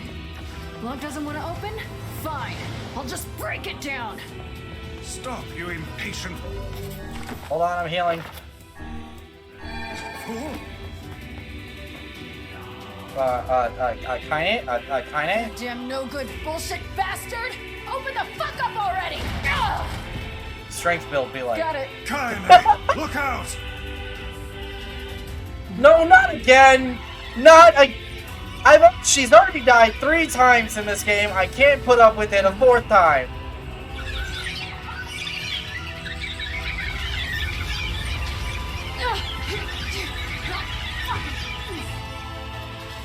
Are they laughing? These freaking me out.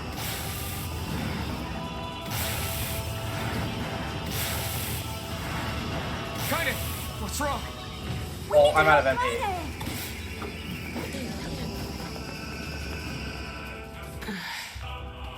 You're good, right? You okay? Yeah, but we got problems.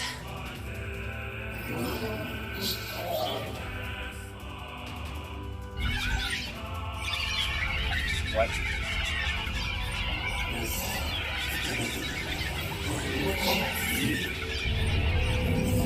Oh no. Step Bumble.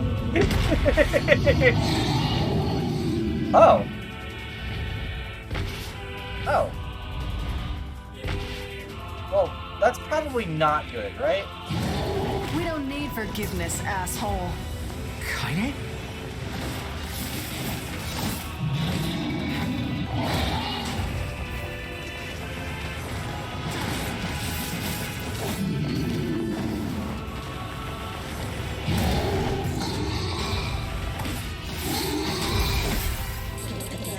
Warning, might lose power from a thunderstorm. Oh, it's okay. No worries. You've been training for this since the beginning of the game. Yeah, you kind of have. Oh, he has armor now.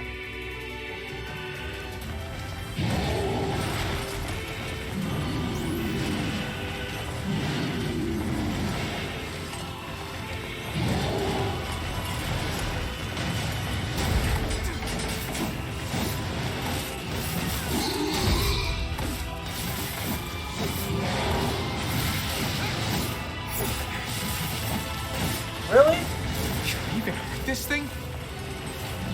What is it doing? Oh, fuck. Oh, no. I can't stop now. Damn it. Stay focused, Kaine. Don't fall victim to such distractions. Come on. We have to keep going. Let's go.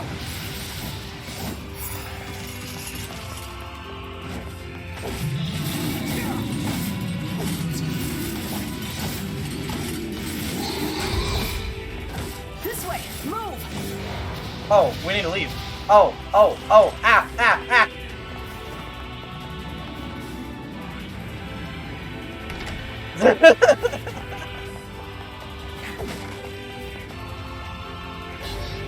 Dragoon Lance. That sounds fun. It's not very good though. Up here. Wait, free medicinal herb. We take a free medicinal herb when we get it. Oh, I've lost control of my camera. Wait, no, now I can. Oh, I can only spin a small amount. Strange. I want to leave. How can we deal with this thing? Oh la la. Please, hurry.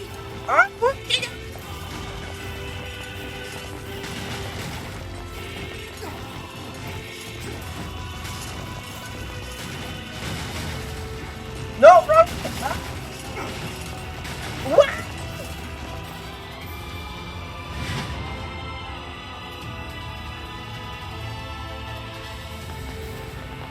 Mule! Kaine, now would be a great Damn it, I time. can't get it open. How did it open the door? Incoming! Ow.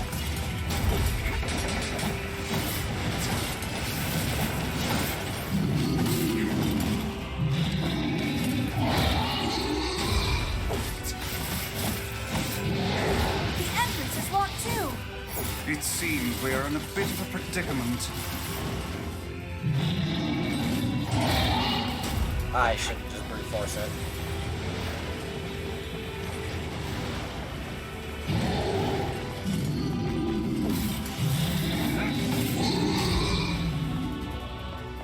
Wait for him to revive. I guess.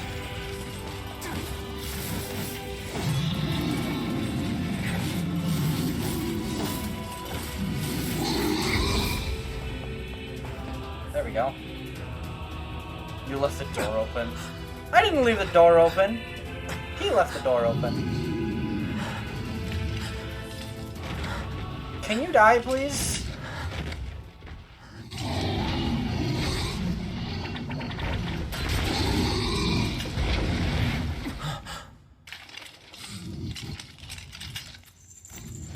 Hey, yo! It is the homies. I'm surprised this one gave you so much trouble. Ah, yes. I don't want to know what my first thought. I don't want to say what my first thought was because I haven't beaten Endwalker on stream. But for anyone who has beaten Endwalker,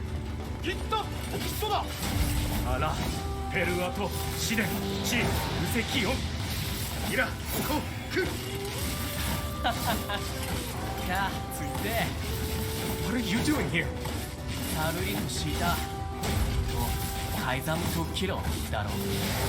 You're correct.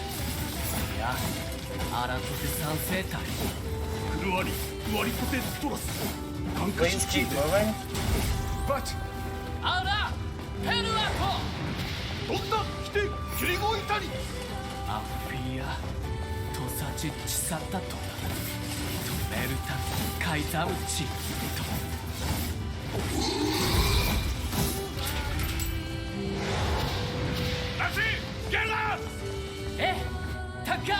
Oh, I didn't get the rest of the dialogue. stop! Let me go! Stop it! Damn it! King, no! We'll meet again, you and I, once all of this is over. Until then. No! Open the door! You can't fight that thing on your own! It's alright. You have to keep going. Defeat the Shadow Lord and get your sister back. You must once again know the joy of having one you love by your side. Now then. Say, how many rules are there about what to shout before dying in battle? 88, my liege. Amazing! How do you remember all these things? Do not despair, my liege. We are with you. I know. Let's try this again. By the honor of the mask! For the honor of our king! For the honor of our queen! That's a losing fight. Open the damn door! Yeah, he kind of deserved that. Knock it off already. Let's go. Kaine. It is He's a losing fighting fight. for you. And for Fira. Don't let him die for nothing. But we have an objective, and they're buying us time. My friend. Slap me, Mom! Babo, do you need help? Do you need an adult? Give me... that works.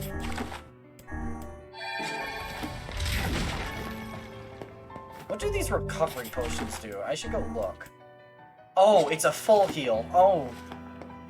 That's a move.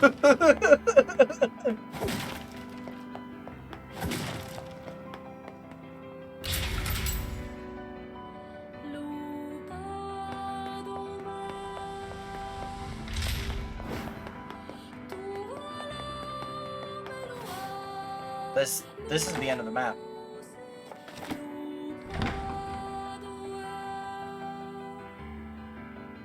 NieR soundtrack always hits different. It do!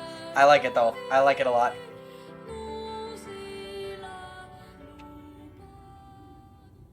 The council will judge your actions. You two, please, explain yourselves. Why did you help me here if you didn't think I could make it and you didn't want to fight me? I don't understand. I need help. Popola! I want to understand. Why did you help me? Because Popola was the one that put the freaking key together, and Devila was the one that was pointing out all the side quests to me. You are on the council. We do not grant you the rank of master. Have a seat. But Popola was the one who forged the key, got all the pieces together for me, and Devila was the one who pointed out all the side quests to me. So, like, they helped me get here. The two of them were instrumental in my journey here. So why are they like, oh, it's unfortunate we had to fight? Like, B, you got me here. If you didn't want to fight me, you could have just not helped me, and it would have been impossible for me to even get here. Like, anyway. Soapbox over. What's up? Oh, look. You made it. You can't make them sound evil now. They just sound stupid. I mean, you are sorely and grossly out of your depth. They don't got to explain to pawns. Fair. Fair, but I feel like I'm owed an explanation. We've been waiting for so long. Ma'am, it's been like 10 minutes. Why are you doing this? It began 1,300 years ago. No, it's been 10 minutes. I'm sorry. You are owed nothing. I am owed something. Even at the cost of your sanity and comprehension of reality? Because you assume I had those things to begin with. Humanity, finding itself on the brink of extinction, undertook a last-ditch rescue plan called Project Gestalt. Gestalt? Do you still not remember, Grimoire Weiss? No, his memory's been down. His memory's been out the whole game. This was like... I mean, I assumed the final dungeon would restore his memory and we'd get some last few plot drops, but... Then let's give you a refresher. That's the name of the other version? No, I don't think so. It was the name of the... Yeah, it was the name of the project with the kids, or whatever. Obtain Project Gestalt documents, okay. A few plot drops, no, the entire plot. At least, you know what, I'm fine with getting the whole plot in the final dungeon, just freaking explain it. Don't just be like, haha, surprise plot twist, and then not explain it. No, it was the name of the other one? There was Replicant and Gestalt? I've not seen anything named Replicant in NieR Replicant yet, but maybe I'm dumb. Maybe I am bad memory. Weiss! It's entirely possible. My mind.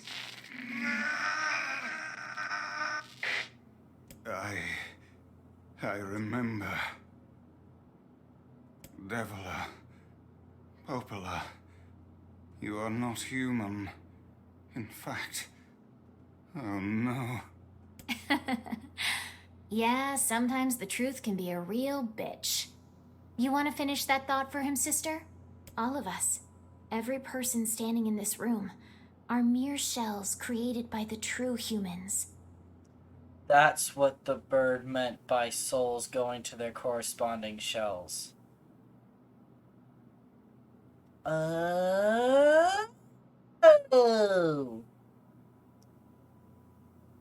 Okay. I see, said the blind man as he picked up his hammer and saw. What are you saying? You still don't get it? No. You aren't human. I'm not. Yona's not. We're all shells. That's why they were talking about the human race being wiped out. By the Black Plague writing disease. Wait, no, that means Yona was human, right? Because she had the stupid disease, but it didn't transfer to anyone else. Maybe. Hold on, maybe I have this wrong. Let's let the game explain. So then humans, I mean, the true humans, are extinct? No, they still live on. You know them as shades. Oh, that's a bigger problem than I thought. That's why shades bleed. Oh. Oh. Each shade is a twisted remnant of what was once a human being. Crazy, huh? Now let's skip the part where you stand there with your mouths agape and just get down to business. Wait. Sorry, but we're gonna be needing that shell of yours. The rightful owner has been waiting for a very long time. Please don't be angry with us. We are only doing our duty. Our endless existences have a single purpose: to control the lives of others in accordance with the will of the true humans. So, where are all of the souls of the true humans?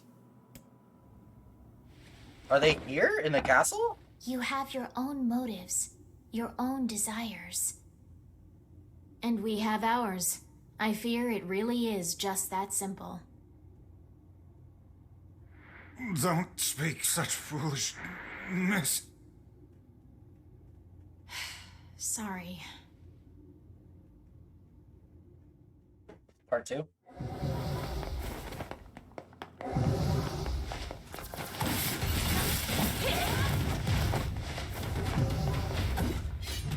You and us, we're the same. Tools in the hands of a master. Ow. No! I'm nothing like you!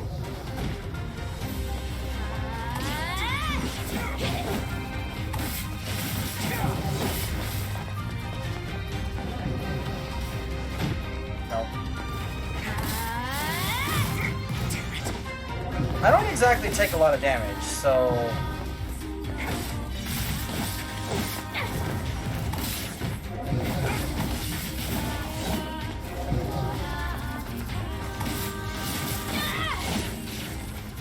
I can just kind of face tank it. Sorry, Devila. Devila? Devila? Shouldn't have sent me on so many side quests.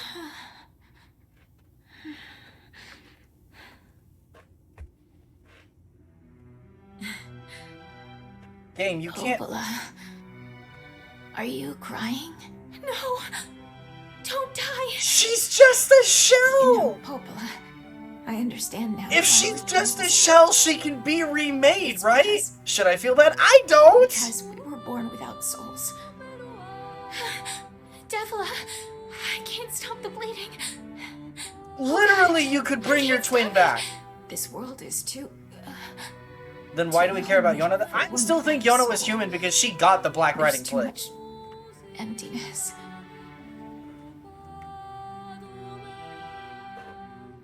Because we never got it, despite hanging around her so often. Our souls are missing. And yet somehow our tears still work. It's kind of weird. Sorry, sis. I love you. Devila! Devila! Don't you go! No, I can't be alone! What good is life in the empty void of the universe? If you're gonna drop a bombshell on me and be like, oh, none of you are actually human, and you're all in fact empty shells, like, no, I don't want to fight them. No, I don't want to kill them. Yes, I'm upset about that, but like... Stop? Now you want to stop? You think you have the luxury to stop? You cut down my sister like a goddamn animal and now you want to stop? In my defense, Popola, it was wait. self-defense. It doesn't have to. No one stops. It's way too late to stop. No one stops. Please, don't do this, Popola! You and Devila were like parents to me! Those two have watched the world wither for time immemorial. Coolness.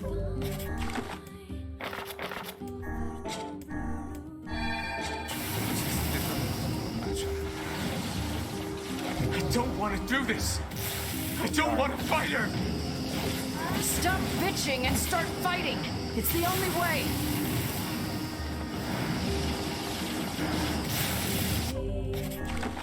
Okay, there's it's possible, but I just need to... Right here. Oh, hold on.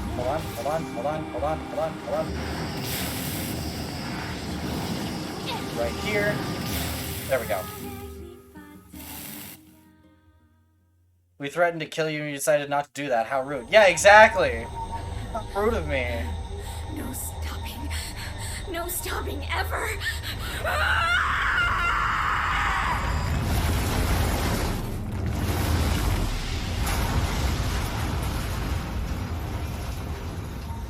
The bridge! Blast! We're trapped. I've got an idea.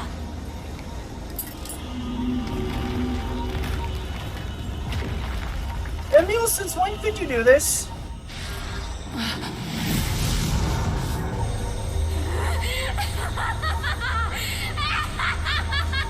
Popola. I fear we're done for. Y'all acting like that was a difficult fight. You know, when I was young, Oh my gosh. I hated my eyes. Guys, I'm sorry, that And wasn't now a that I'm difficult older, fight. I hate what my body has become.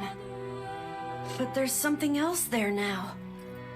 Something like pride, you know? I mean, without all this, I couldn't have become your friend. Goodbye, my friends. Thank you for everything. Okay. Emil. Counter argument. I For take so the hit. long, all I could do was destroy. But now, Okay, I have a chance alright, to save fine. something. No! Okay. Now get going, okay? Emil. Don't worry about me. I'm gonna be fine. I don't think you're gonna be fine, buddy. Emil! Emil! Emil! You jackass, get back here!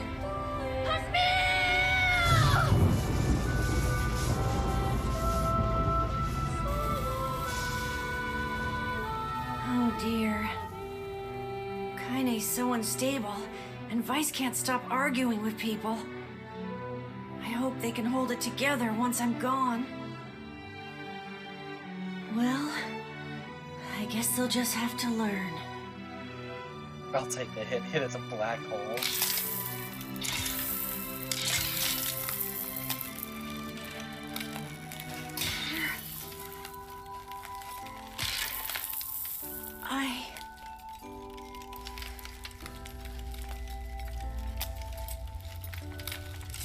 I want to see you again. I want to see all of you again. Just one more time.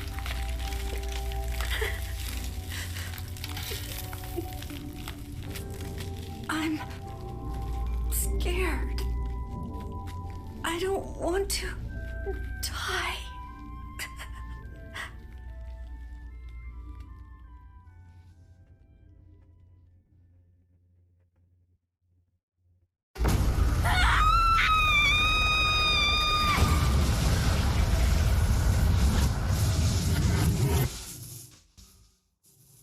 Oh. Someone put a bag of holding in another bag of holding.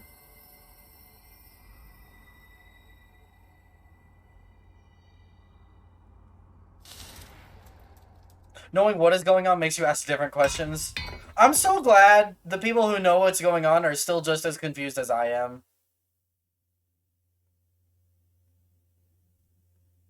This was such a 180. I'm... Like, okay, I can get the whole everybody is just a shell of a human. Like, okay, cool, cool. But the whole Devil of Popola thing, engineer... The guy that made this game, I can never remember his name. When they made Final Fantasy XIV crossover, he actually suggested that if you died in the raid, it was permadeath. The man is insane, and I love him for it, but holy crap, no. No. No. Yokotaro.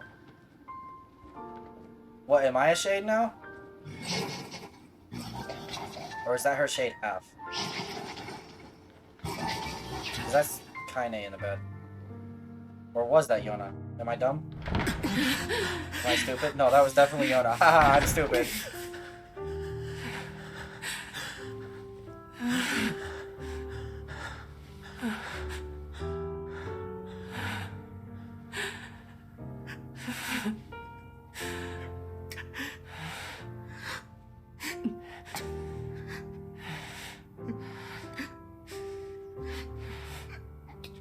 Why is she wearing lingerie? We don't question the good things in life, Shy.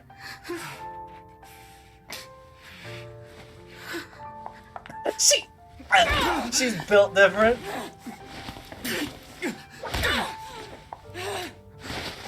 What is your problem, lady?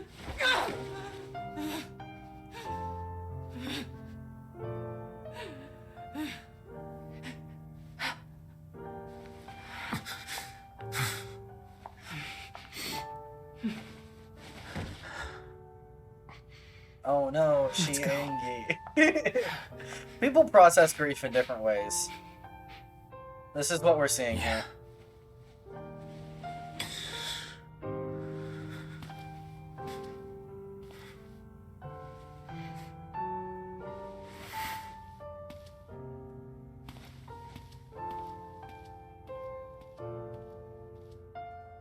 I'm not saying it was right to punch the MC and throw him against the wall, but like,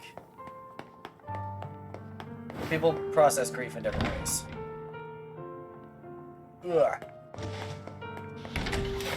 Whoa!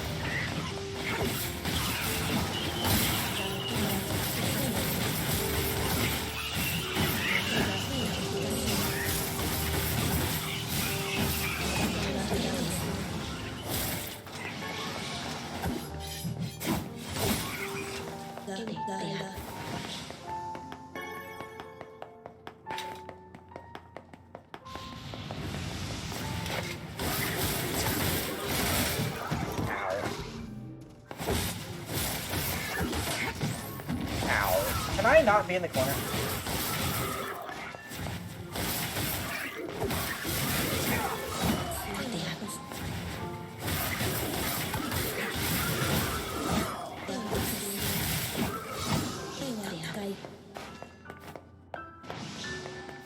Ugh. Look at all these humans you're killing. Well, they're trying to kill me! Look, okay, if someone... Okay, sorry, Mike is peeking. If someone jumped you in a dark alley with a gun, do you stand there and let them shoot you? Like... Seriously, you can't get mad at me for killing all these people. I'd kill you too if you had their body. I mean, I wouldn't blame you. If I was trying to kill you with these huge freaking big-A swords, like... It's, okay, so it's different when you hunt shade, like, so, okay, the side quest around the shade in the village that hadn't done anything, that's different. The side quest around, like, there was only a couple of them in the game, but the side quests around the shades just vibing and doing their thing, not really hurting anybody, that's different. Us hunting them down, there's an argument to be made for that to be, like, not okay.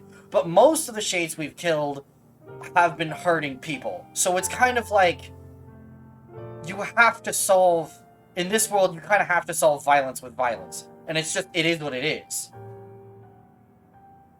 Your mom questioning if we're a good influence on Snowy. Almost like they want their bodies back. I don't know.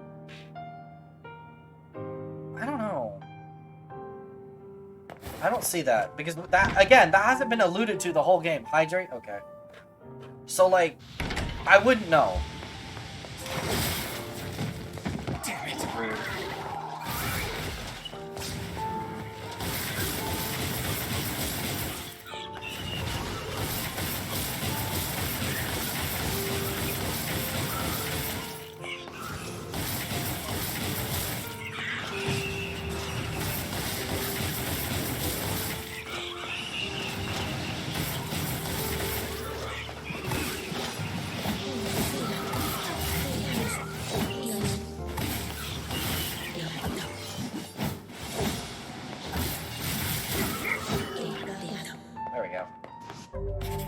I guess I'll use a medicinal herb. They're dropping them for me. But yeah, about the wanting the bodies back. Again, the whole human shell thing, the nobody's a real human, the like, I don't know. The game hasn't told me enough to know. That's kind of the difference between having context and not having context, and I don't have context, so. Not Mylan having an existential crisis on stream questioning philosophies of the universe. No, not really. Everyone else is having the existential crises. I'm just kind of here like, all I'm really confused about are Devil and Popola. And to an extent beyond that, Yona. But, you know that sickness that turns you into a shade? If your shade wait, there's a sickness that turns you into a shade? Was that what the black writing was? Because we were told they just died. I don't... Maybe I'm misremembering, because that's from the beginning of the game, but... And it's been 30 in-game hours, and probably 2 or 3 months of real time, but I thought that the black writing disease killed the people. They don't morph into a shade. They don't really bring it up at all. If your shade dies, you turn into one because your soul... But wait. If your shade dies, you turn into one because the soul your body was connected to just snuffed out. So you as a shell then turn into a husk even though you yourself are yours. Wait. Fuck NieR. So Mylan is lucky none of the thousands of shades he's dispatched weren't him. That's kind of my question. That's odd, but okay.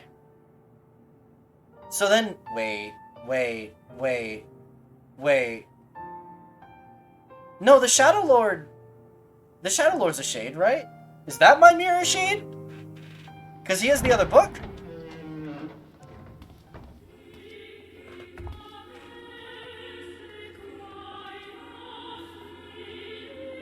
It's all connecting. So then why would he... Oh, because Yona's another shell.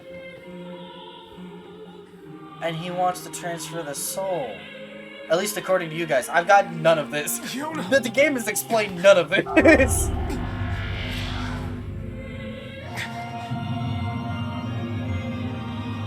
It is supposed to look like the MC for a reason. Like, I get that.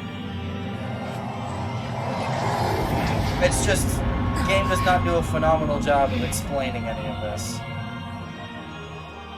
I feel like I would appreciate this encounter and showdown a whole lot more if it was explained. But part of me just thinks this is just gonna be a silent, no words, just action showdown. Yeah, I was totally right. It ends here. Strike hard. Hold nothing back.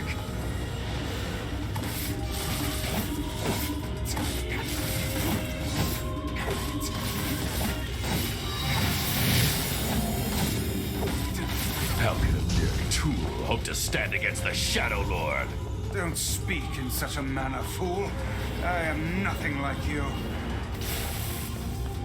Oh, he's invincible right now.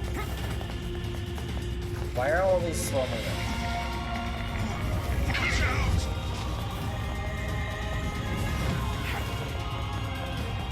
Am I just supposed to like... Am I just supposed to like dodge? Is that all this is? No! Impossible! What do you mean impossible? Strike it when it has stopped. Oh.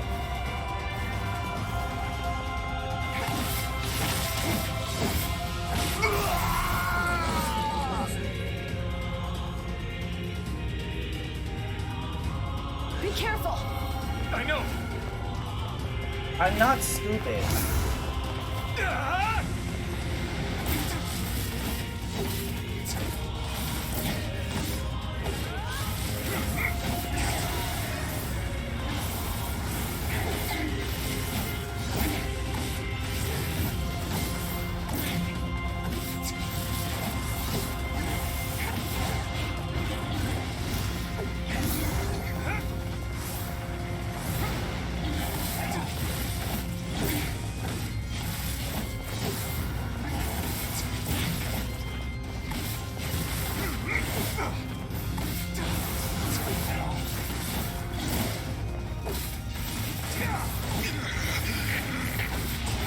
Ow. You alright? Naturally, I am as fit as a fit.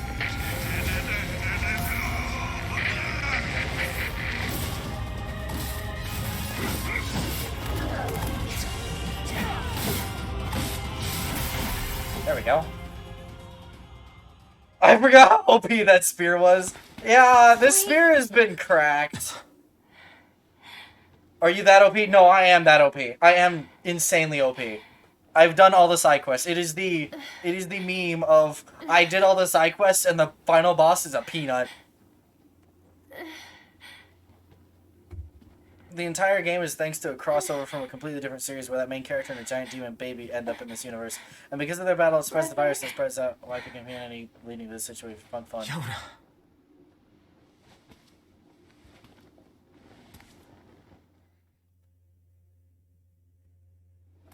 Huh?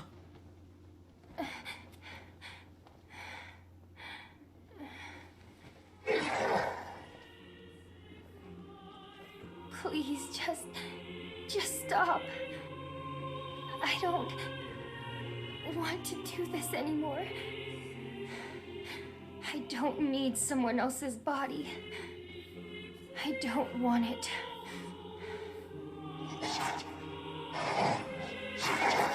There's another girl inside this body. I can hear her. She won't stop crying. She says she wants to see her brother. Yona's been possessed? No. This girl loves her brother too, just as much as I do. It's not right, you know? It's not right that she can't see him.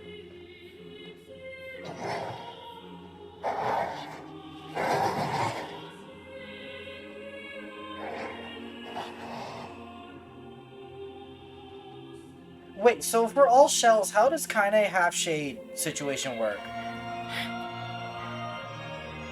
It's you, isn't it?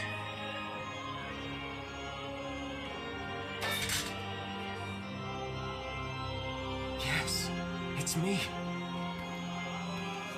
Let's go home. Buddy, you don't ever let go of the weapon.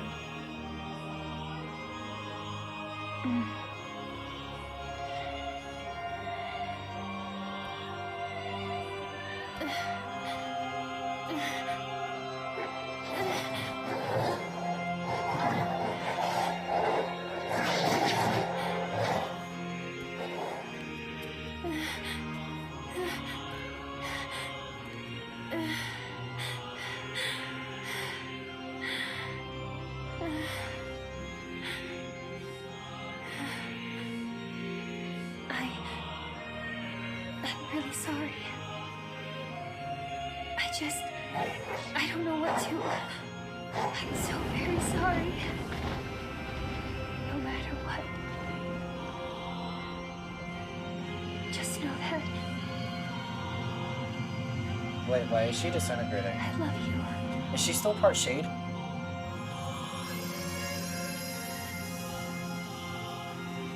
So that was the human soul. If I'm understanding this correctly.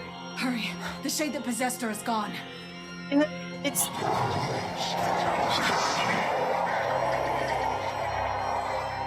Did she die or did she leave? I don't want to fight myself! Kaine, watch over Yona for me. You want me to understand your sadness? You think I'm gonna sympathize with you? I swore to protect my Oh, hey, sister. Devil May Cry. If someone puts them in danger, they must stand aside or be cut down. Now come on! Let's finish this!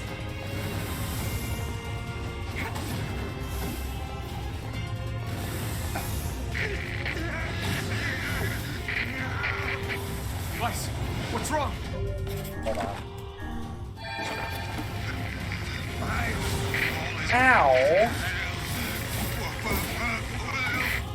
You're freaking me out here, Vice. What are you doing? Ow. Do it. Strike the killing blow. I was charging the spell.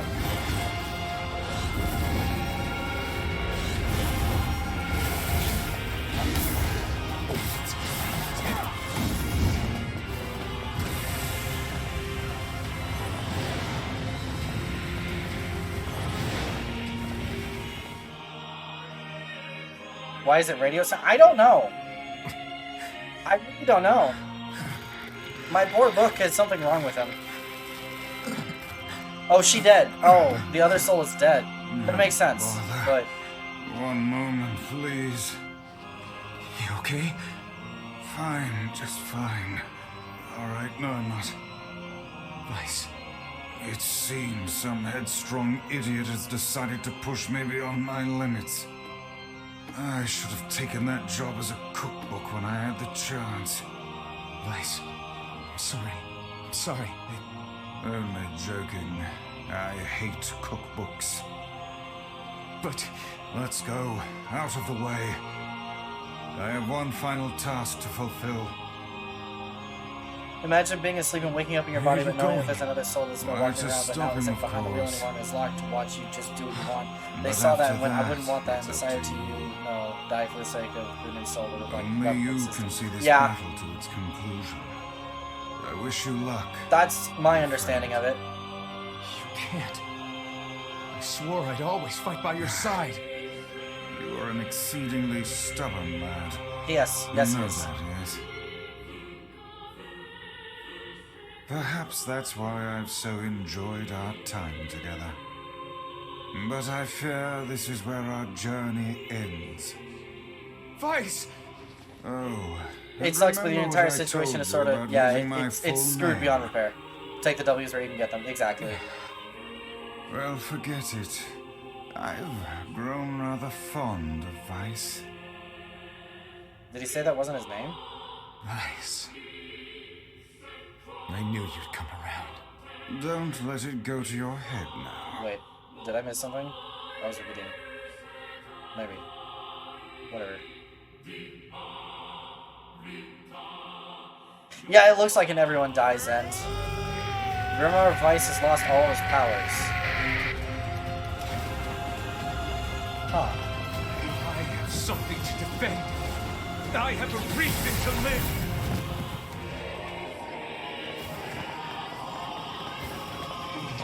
Shadow.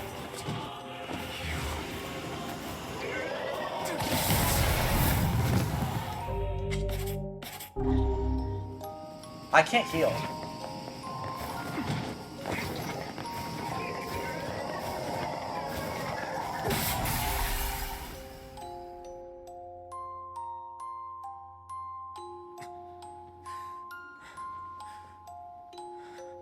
This spear is ridiculously OP. I love it.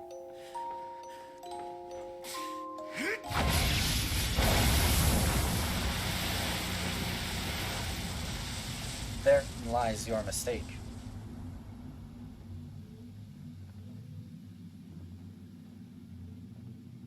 It's why I refuse to use it. Nah, I'm gonna use the OP weapon the game gave me. I am not above this.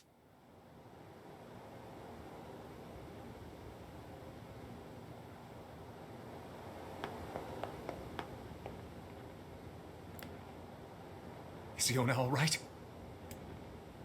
I don't know. Oh God, no. Oh, please, the girl is fine. Oh, you're still around. Have I gone full warlock now? Have I ascended above my Pact of the Tome?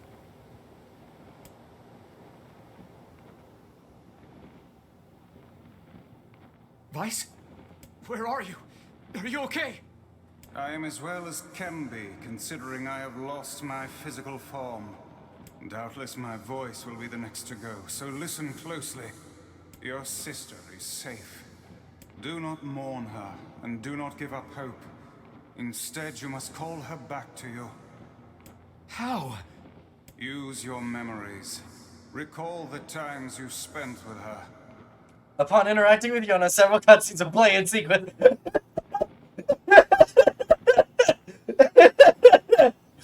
Boy, I sure hope so. Present her with proof that the two of you live still, and that your lives have meaning. What? I don't know. Typical. But take heart. I know you can do it.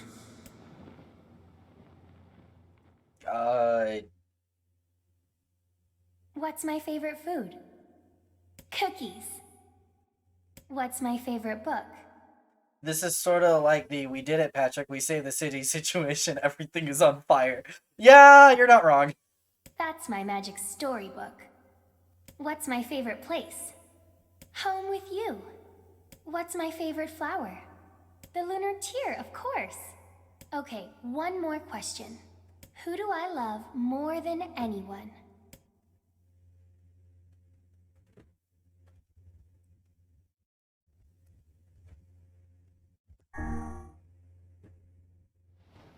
No, game, let me move the mouse out of the way. No, I don't want to skip it. There we go. Okay. Is that you?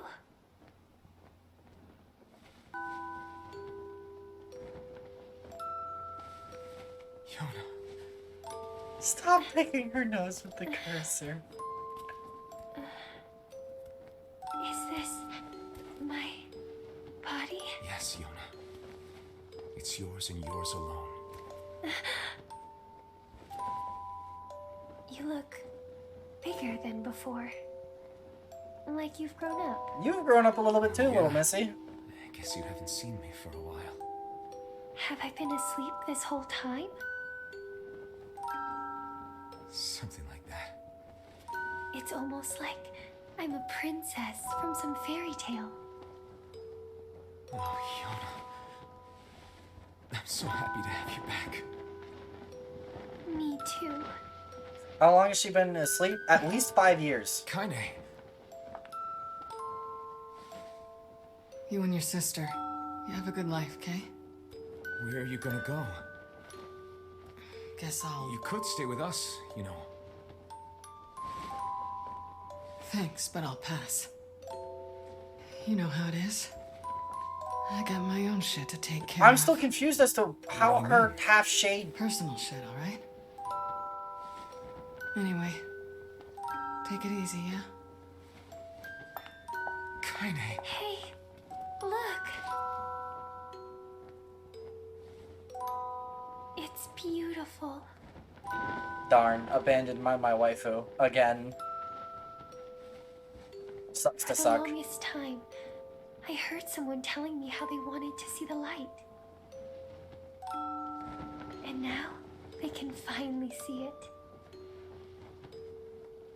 Replicants are made sort of weird, and she in particular sort of got an assembly malfunction. Don't worry, Milo will buy you a pillow. Oh my goodness.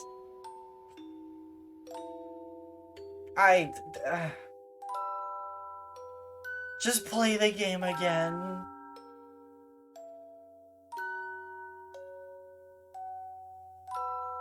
They didn't explain it the first time around.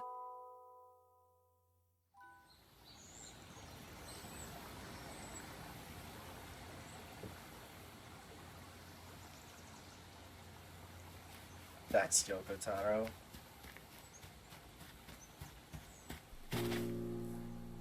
And we're kids again. Is this a flashback? I'm assuming this is a flashback of some sort. Thank you. I love it.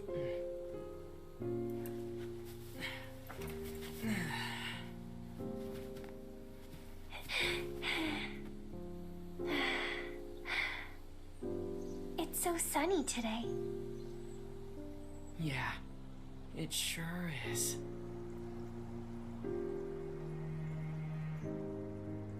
Easily impressed.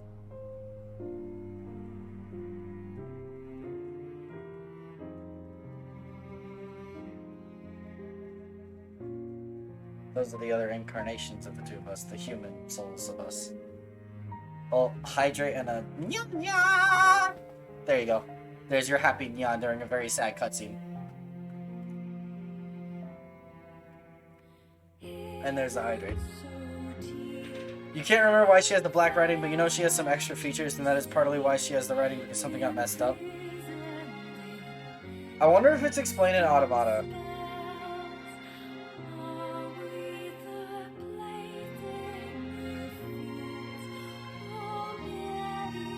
It isn't? Oh, for crying out loud.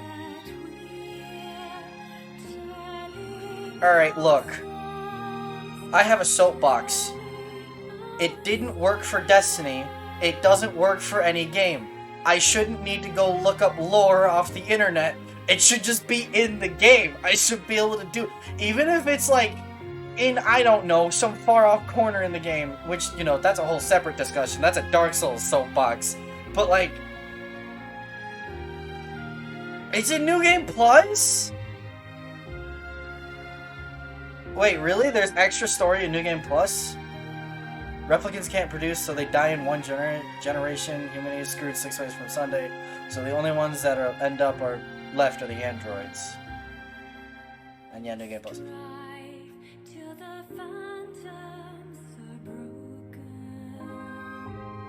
do I play New Game Plus? There's a reason why people who play these games gave it a lower score if they stopped here. You need to play this like multiple times, get a true ending. Oh, goodness gracious. Oh, I thought I was done. Automata is even worse about... Oh, God. Ugh. I already dumped 30 hours into this. I'm not doing every side quest. There are more than 20 endings in Automata? What? What the hell? One for each letter.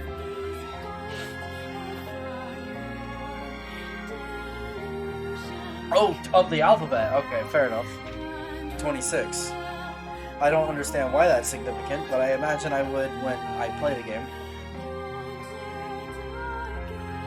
I don't know what I'm supposed to do. There's also going to be things in any game you just need to use your brain to figure out. Not everything an artist presented to you. No! But inference is fine. But I'm talking about just stuff that straight up isn't there, isn't referenced, isn't explained. Like, theorizing is fine and all, but I'd rather know if I'm right or not, you know? Like, at least in Dark Souls, like, all the lore behind each Dark Souls game is hidden somewhere. Now, maybe you didn't find it, but it's somewhere. In some dialogue, in some description, in some whatever. It's somewhere. Straight up not being there is different. I will agree that NieR's story is all over the place. It doesn't do a very good job at explaining. Like, I don't mind inferencing or like tying the dots together myself. Like, if you present me the pieces of the story and don't ever connect it for me, that's okay. I can do that. And if I'm not able to do that, I accept that. But like a read the manga ending. Yeah, exactly. Like, you finish an anime, but it doesn't ever wrap up, and everybody's response is just go read the manga. And it's like, well, table flip. Like, there's a reason I watched the anime and didn't read the manga. That ending was included in the remake? Wait. And then there's the other material you need to know in order to understand the games. Like, oh wait. What ending was included in the... I'm confused now. I'm pretty sure I missed something, but...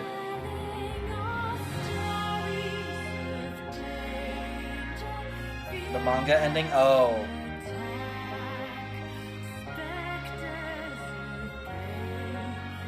Can I...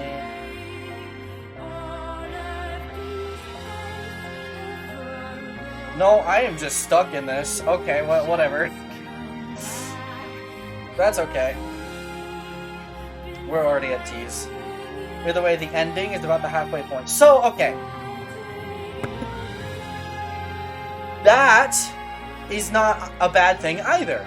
Dragon Quest XI does a very similar thing. The first time you roll credits, you're only a third of the way through the game. It's insane. But Dragon Quest doesn't do this whole 180 thing. It's more that, oh, there's just a couple of little loose ends, and then those loose ends end up being like a whole other half to the storyline. But like, the first third of Dragon Quest, the first phase of it, is pretty self-contained. There's only a couple of unanswered questions, a couple of loose ends, like untied loose ends,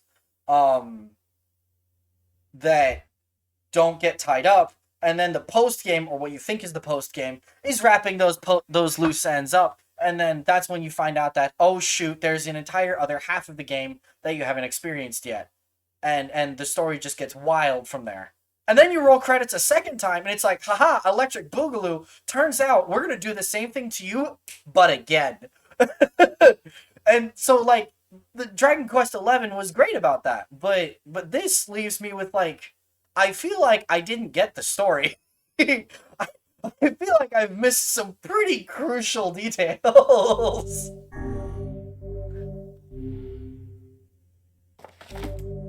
Exit the clear data save screen? What? Ending B. Load your clear data after completing the game to experience kinase. Oh. See, I didn't have context. See? all of my previous complaints are now okay. That is okay. You can now read a departed mother's diary in your house. Wardrobe has been added to the options. See, the game is now opening up after rolling credits. That's okay. I thought it was just going to be, okay, we're done, bye. Like, we're done, see you later, good night all. Like, I thought that was it. No. The game is being very clear, hey, there's more to this. The game is being very, hey, there's more to this. If I had quit out of the game during credits, then yeah, sure. But I think the original omitted this. Oh, that's a problem. That is a problem. Ugh. New outfits can be obtained by progressing through a departed mother's diary. How long is that book? Do I need to devote an entire stream to it? Change music has been added to the game settings section of the options menu. Okay. Sending Mile on a 360. I own a 360. You do not need to send me one. But I'm not playing the original. I'm playing the remake. Okay, so let's continue my save file. Because, like, what the heck? We have 30 minutes left in stream, so what the heck, right? Let's pick this back up. What the heck? Well, let's just see. And maybe we continue Replicant for the foreseeable future and put another 30 hours into this game.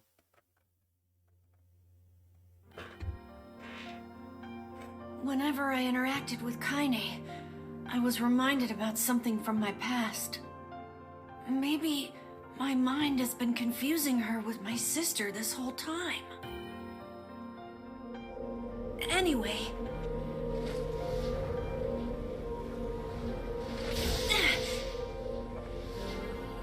This is reversing the petrification after the 5-year time skip.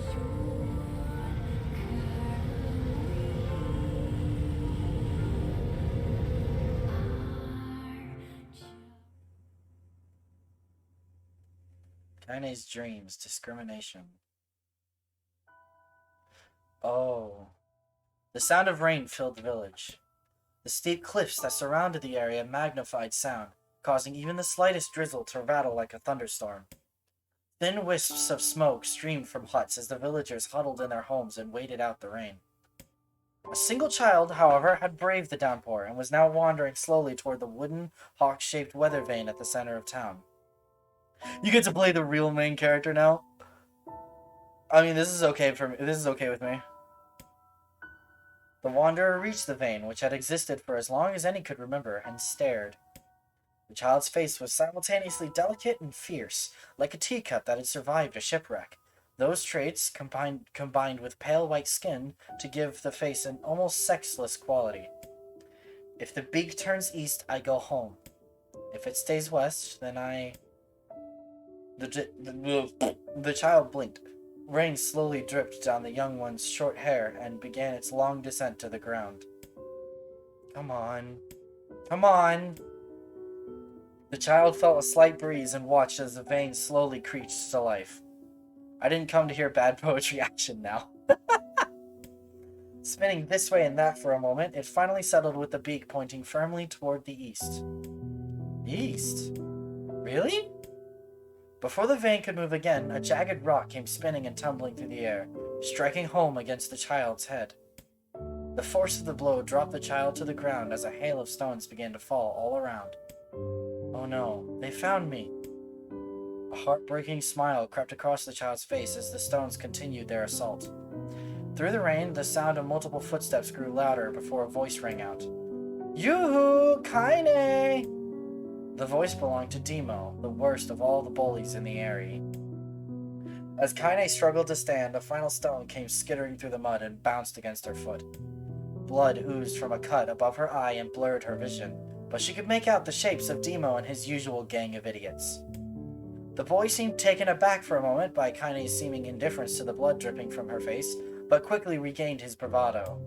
What's up, freak? You like the rain? You like getting all wet? Or did you finally decide to run away from home? Though she knew it was futile, Kaine turned to leave. Before she could get more than a few steps, the other children scrambled to surround her, cruelty burning in their eyes. Kaine knew those were not the only eyes on her. The tormentor's parents watched from the safety of their homes. She was attuned to this sensation. It was one she had experienced many times before. While some villagers simply turned a blind eye to the actions of their children, many encouraged it openly.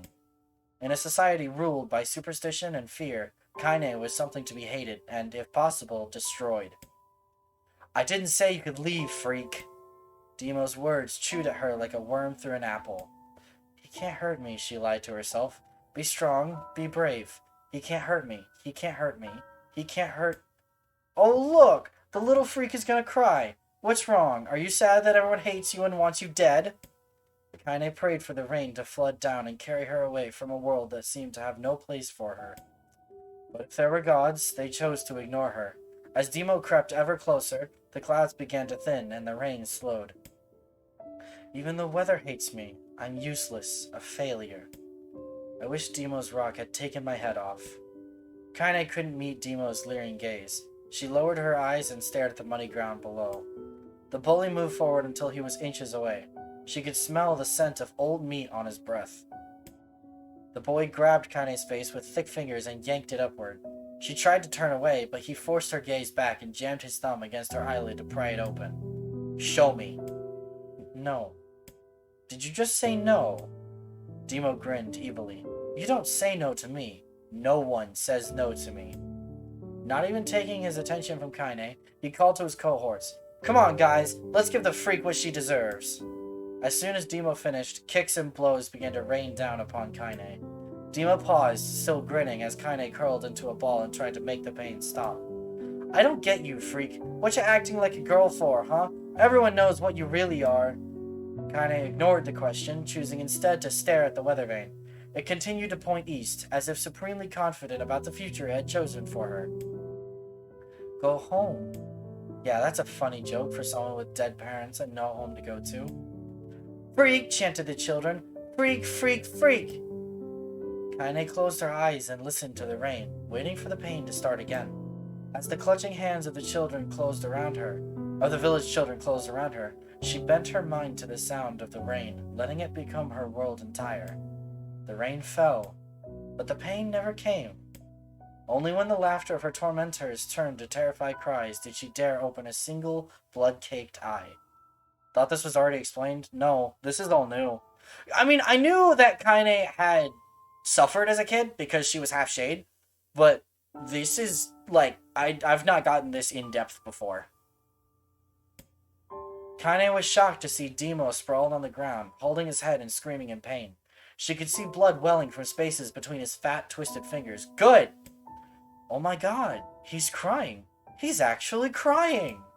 Deprived of their leader, the other children glanced back and forth between themselves, as if waiting for someone to step forward and take charge. When no savior emerged, they began an uneasy shuffle away from Kaine. But the young girl was the least of their concerns.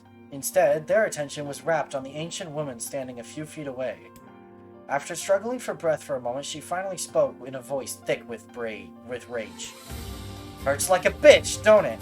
Now I suggest you scatter before I throw another one. And if any of you little bastards ever touch my Kaine again, I'll do far worse than throw a rock. You can count on it. The old woman crouched down and gently touched the hand Demo was using to cover the wound. Before he could think to protest, she ground her palm into the wound and twisted back and forth. Ow! Ow! Okay, the kid is cruel, but ow! Ow! He screamed, leaping to his feet. Stop it! What are you doing? Quit whining. Ain't no one ever died from a scratch. You hit me with a rock, you stupid bitch. A big one. That thing could have killed me. The old woman shrugged. Death is the best cure for stupid.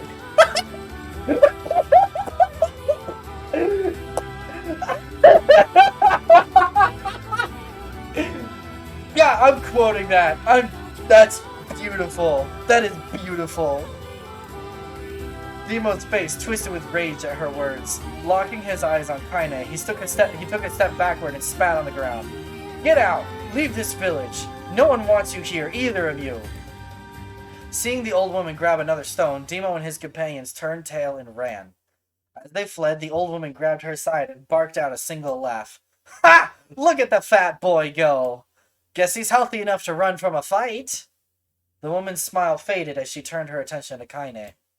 Kneeling down, she removed her shawl and placed it around the young girl's shoulders, then produced a cloth from the folds of her dress and began blotting at the blood on her forehead. Is this Kaine's grandmother? Is this... Because I remember Kaine said the lizard killed her grandmother, and that was like the one thing she was living for. Again, this was like 20 hours ago in game time. This was probably like a month and a half ago in real time. So forgive me if my memory is a little wonky. Oh, Kaine, she said, why didn't you fight back? You're stronger than that lot. The words of her grandmother stung Kaine, and she turned away. Don't be nice to me, she said. I don't deserve it. Nothing matters anymore. Her tears, held in check for so long, finally began to fall on the muddy ground below. Everyone hates me. They think I caused bad things to happen. They think I'm a freak. I wish I was dead. As Kaine's tears turned to sobs, she felt her grandmother's hands on her shoulders. Despite her advanced age and diminutive size, she was a woman of surprising strength, and Kaine found herself unable to turn away. They handle the subject matter on this really well. Well, normally NieR does a good job at this stuff. But yeah, the one that killed her grandma, which put her down the path of perpetual torment, and then became known as the Shade Slayer. Right. QB of G Division. Exactly. Don't talk like that, girl. It's a river wide and deep that flows between the realms of this world and the next, and it grants no mercy to any that attempt the crossing. You got a duty to fight until your last breath. Understand? The old woman tightened her grip and tried to still the tremor in her voice. You know the pain of losing someone close to you, Kaine. You know because you survived it. As the words hit home, Kaine was struck by the force of her love for the old woman. As a young child, she didn't even know of her grandmother, but when her parents died, the woman quickly accepted her as her own. Grandma, as Kaine called her, was cunning, vulgar, and quick to violence, and their first few years together had not been easy. Ah, so this is where Kaine learned her habits. But with each year that passed, Kaine and her grandmother had grown closer. However, it was only now, sitting in the mud with tears and blood caking her face, that Kaine truly understood the depths of her affection. Here was a woman who had seen hard times, who had seen death, who had fought through all these things and somehow emerged on the other side. If anyone could understand Kaine's pain and loneliness, it was her. Do I make you sick, Grandma? Of course not. Don't be an ass. Kaine drew her grandmother's moth-eaten shawl around her body and shuddered. But my body, it's not normal. If I was normal, then Mom and Dad wouldn't... Hush, interrupted Grandma. I'll not hear another word of this nonsense. You're my granddaughter, and I love you. And if folks have a problem with that, they can just go to hell. With that, the old woman reached out and placed a wreath of dried flowers in Kaine's hair. The skill it took to bend the flowers without breaking the stems or losing a single petal was remarkable, and the beauty of it made Kaine want to cry all over again. Oh my gosh, these are lunar tears! Grandma, you made this for me? Lunar tears were legendary flowers. Most people could live their entire lives without ever seeing one, and yet her grandmother had somehow collected a dozen or more. Kaine reached up and touched the wreath as if she couldn't believe it was real. Where did you find these? Just stumbled on them while I was out doing the shopping. The old woman turned away as she spoke, leading Kaine to suspect that the search had been more difficult than she was letting on. The pains she took to construct the ornament, let alone track down the flowers used in its construction, made Kaine's head hurt. She reached up and gently adjusted the wreath, admiring the way it felt between her fingers. The original OG Kaine's grandma was an absolute badass and war hero, except she never got to connect with her granddaughter, often being cold due to the war. So having this interaction is nice because they actually get to care and spend time with each other. Yeah, totally agree. Though I didn't know that Kaine's grandma was cold and didn't get a chance to do this very often. Didn't quite turn out right, said her grandmother as she squinted at it. These old hands have trouble with delicate work, but it sure looks good on a pretty girl like you. Kaine blushed and turned away. You think I'm pretty? I do! I fully admit. I sip. Of course you are. What a fool thing to say. Thank you, Grandma. Her grandmother smiled. We're gonna be fine, you and me, she said. Long as we got each other, we'll be just fine. Power flickered. Don't worry, Clara. Kaine took her grandmother's hand in hers, and the two of them struggled to their feet. As they began the long walk home, Kaine gripped the hand with all her might, as if trying to stop smoke from drifting away on the wind. The rain had stopped. Kaine stood beneath the weather vane, watching it spin in lazy circles, no longer caring about the direction it faced when it stopped. I don't need to escape. I have a home now. Grandma loves me, and that's enough. Even if it's us against the world. Kaine let her gaze drift up past the vane and into the cloudy sky. The last faint hints of a rainbow were slowly fading. As she turned and headed for home, the light scattered into a million particles and vanished, seemingly taken away on the breeze. Kaine's dreams, daily life. In the distance, Kaine heard the steady sounds of an axe striking wood. The noise had a purposeful quality to it, as if she was hearing a master woodsman go about his work. The firewood being produced, however, was as far from a work of art as could be. Pieces of every shape and size were being flung about a barren yard with wild abandon. Anyone trying to stack such wood would probably die of frustration before the job was through. Stupid piece of shit axe! Kaine's grandmother flailed away with the axe, filling the air with both splinters of wood and words that would make the most hardened sailor blush. Grandma! Called Kaine. That you, Kaine? Yelled the old woman, taking her eyes off the wood for a moment. Don't get too close, or I might take your goddamn foot off by mistake. She brought the axe down on a piece of wood, sending chips flying in every direction. One spun past Kaine close enough for her to hear the whistle, at which point she decided to take a step back. Once she'd scuttled to a safe distance, she cupped her hands around her mouth and shouted, Grandma! Do you need help? I can get you water or lunch or a new axe or something. The axe, poised to strike another wobbly blow, paused in midair. The old woman considered her granddaughter's offer for a moment, then smiled. Tell you what, since I'm doing such a piss-poor job of chopping, why don't you come here and take over so I can go get the water? So that's where she got it from. Exactly. Shades have been restless lately, and I don't want you running into one of them bastards. Relinquishing the axe, her grandmother picked up a long pole with wooden buckets on either end. Gathering water was by far the more difficult of the two jobs, but Kaine knew better than to complain. Once Grandma's mind was set, there was no changing it. Kaine did her best to help with chores, but Grandma took every task that required travel to the village. Though she had a long list of plausible excuses, Kaine knew the real reason. She didn't want her granddaughter to be taunted and harassed by the villagers. Once Kaine moved in, Grandma decided to take up residence a good distance from the area. Out of sight, out of mind seemed to be the best policy when it came to the villagers and her granddaughter, and rare were the days when any but the two of them could be found on the rocky acre of land which they called home.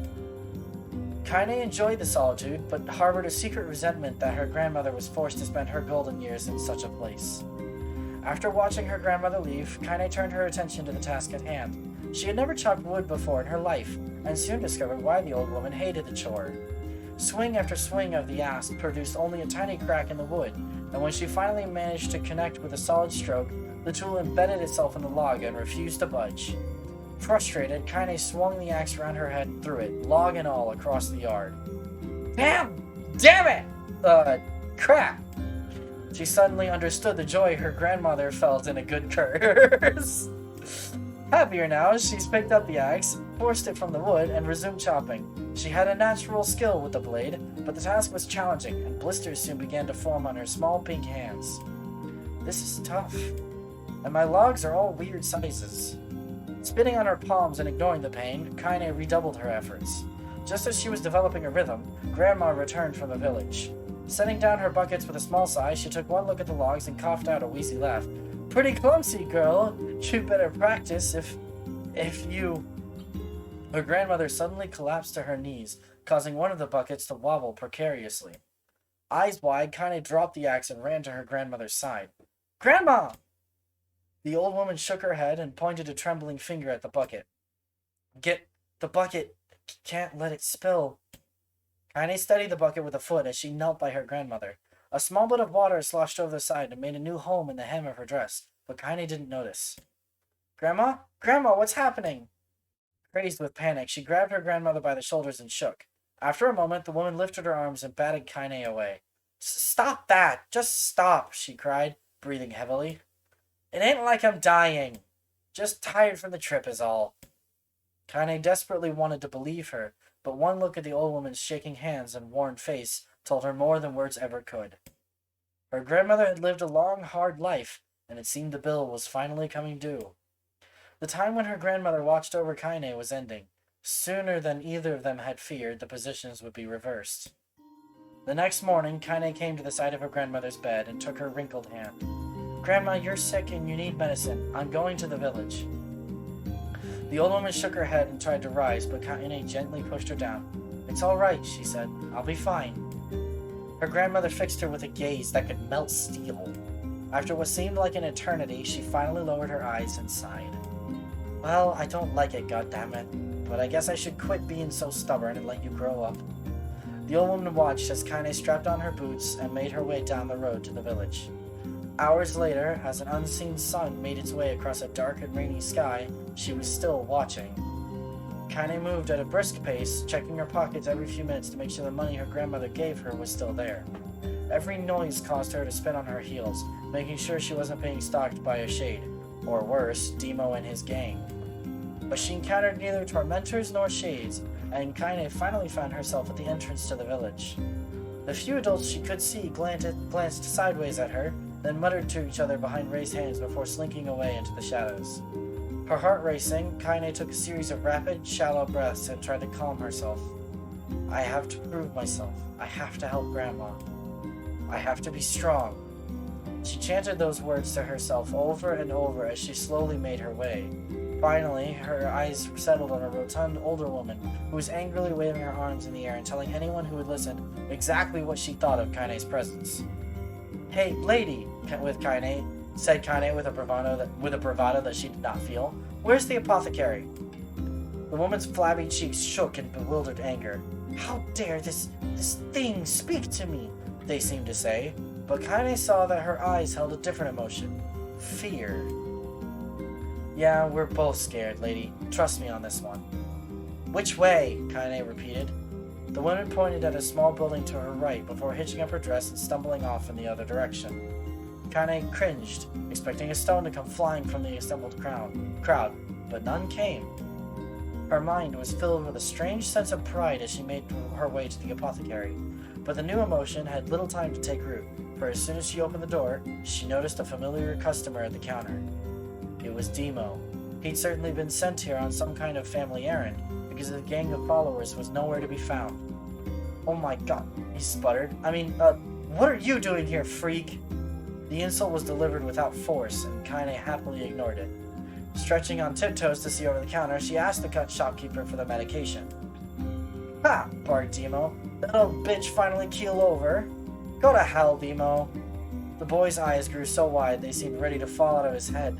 But before he could let fly a comeback, or worse, a punch, the apothecary told them to knock it off before he kicked them out of the store. Demo slunk out of the shop, cursing Kaine under his breath. Once he was gone, she allowed herself to breathe once more, taking a brief tour of the shop while the owner prepared her medicine. Countless tiny bottles filled the cramped store, each with a label written in some indecipherable language. An ocean of aromas assaulted her nose, creating a scent that was exotic, but not altogether unpleasant. Seeing such a variety of supplies gave Kaine a sense of peace. Surely, in a world so vast, there would be a place that she could call home. On the far wall, behind the counter, rested a portrait of a stunning young girl. The picture had once contained bright, vibrant colors, but time had worked its cruel magic, and they were beginning to fade. The beauty of the work, however, remained undiminished. "You like that picture?" Kaine turned to find the apothecary with a small vial of medicine in his hand. His eyes were gentle but sad, and they seemed to stare through her and into nothing as he spoke. "That's my daughter. I sketched it when she was just a little girl." Why add, "I'm sorry." Wait. Oh wait. I have sub? Yeah, you should have sub. Why add? What? Nani? Nani, are you in mod view? Wait, you can't hear me. I'm dumb.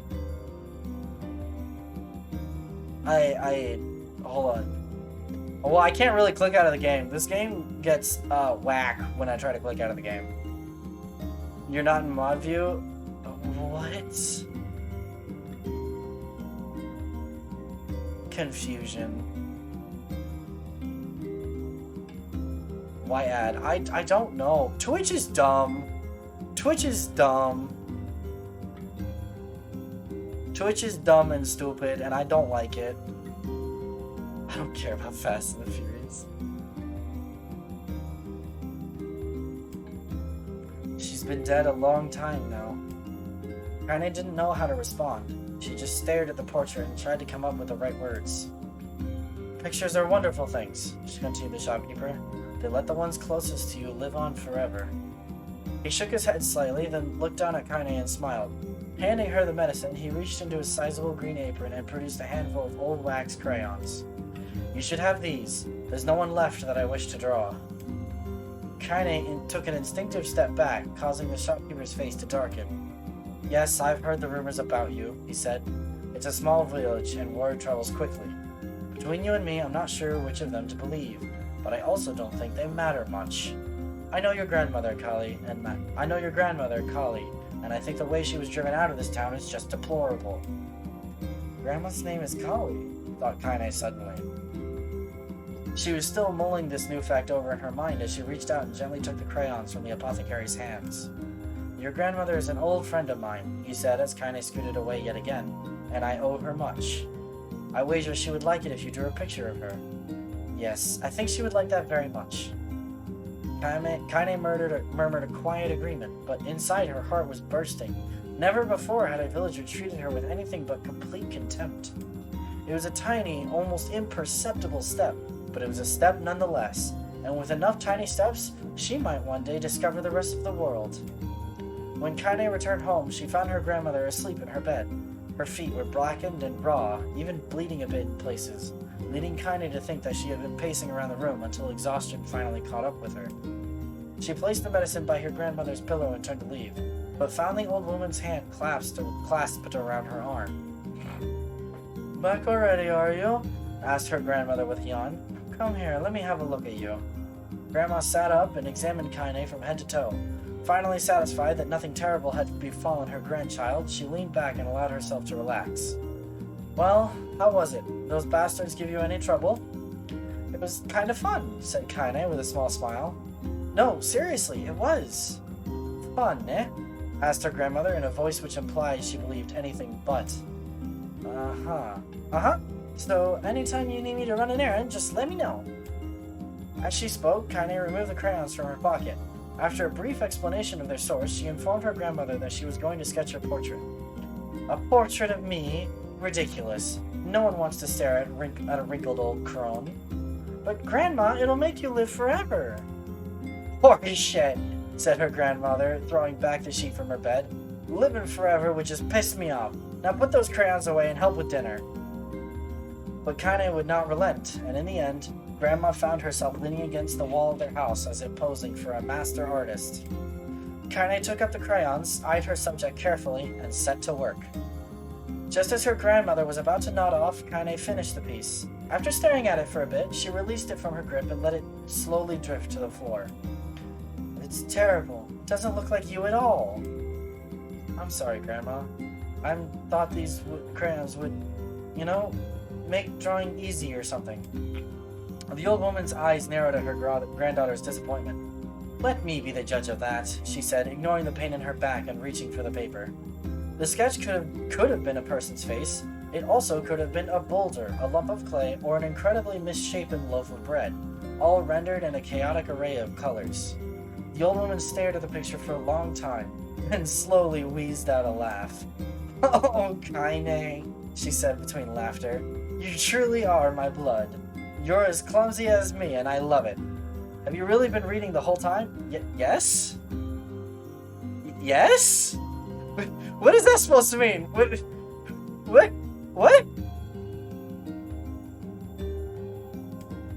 But, hush. I won't hear any more bull about how ugly you think it is. It came from the heart, and I'll treasure it always. True to her word, the old woman gave the picture a place of honor above the kitchen table.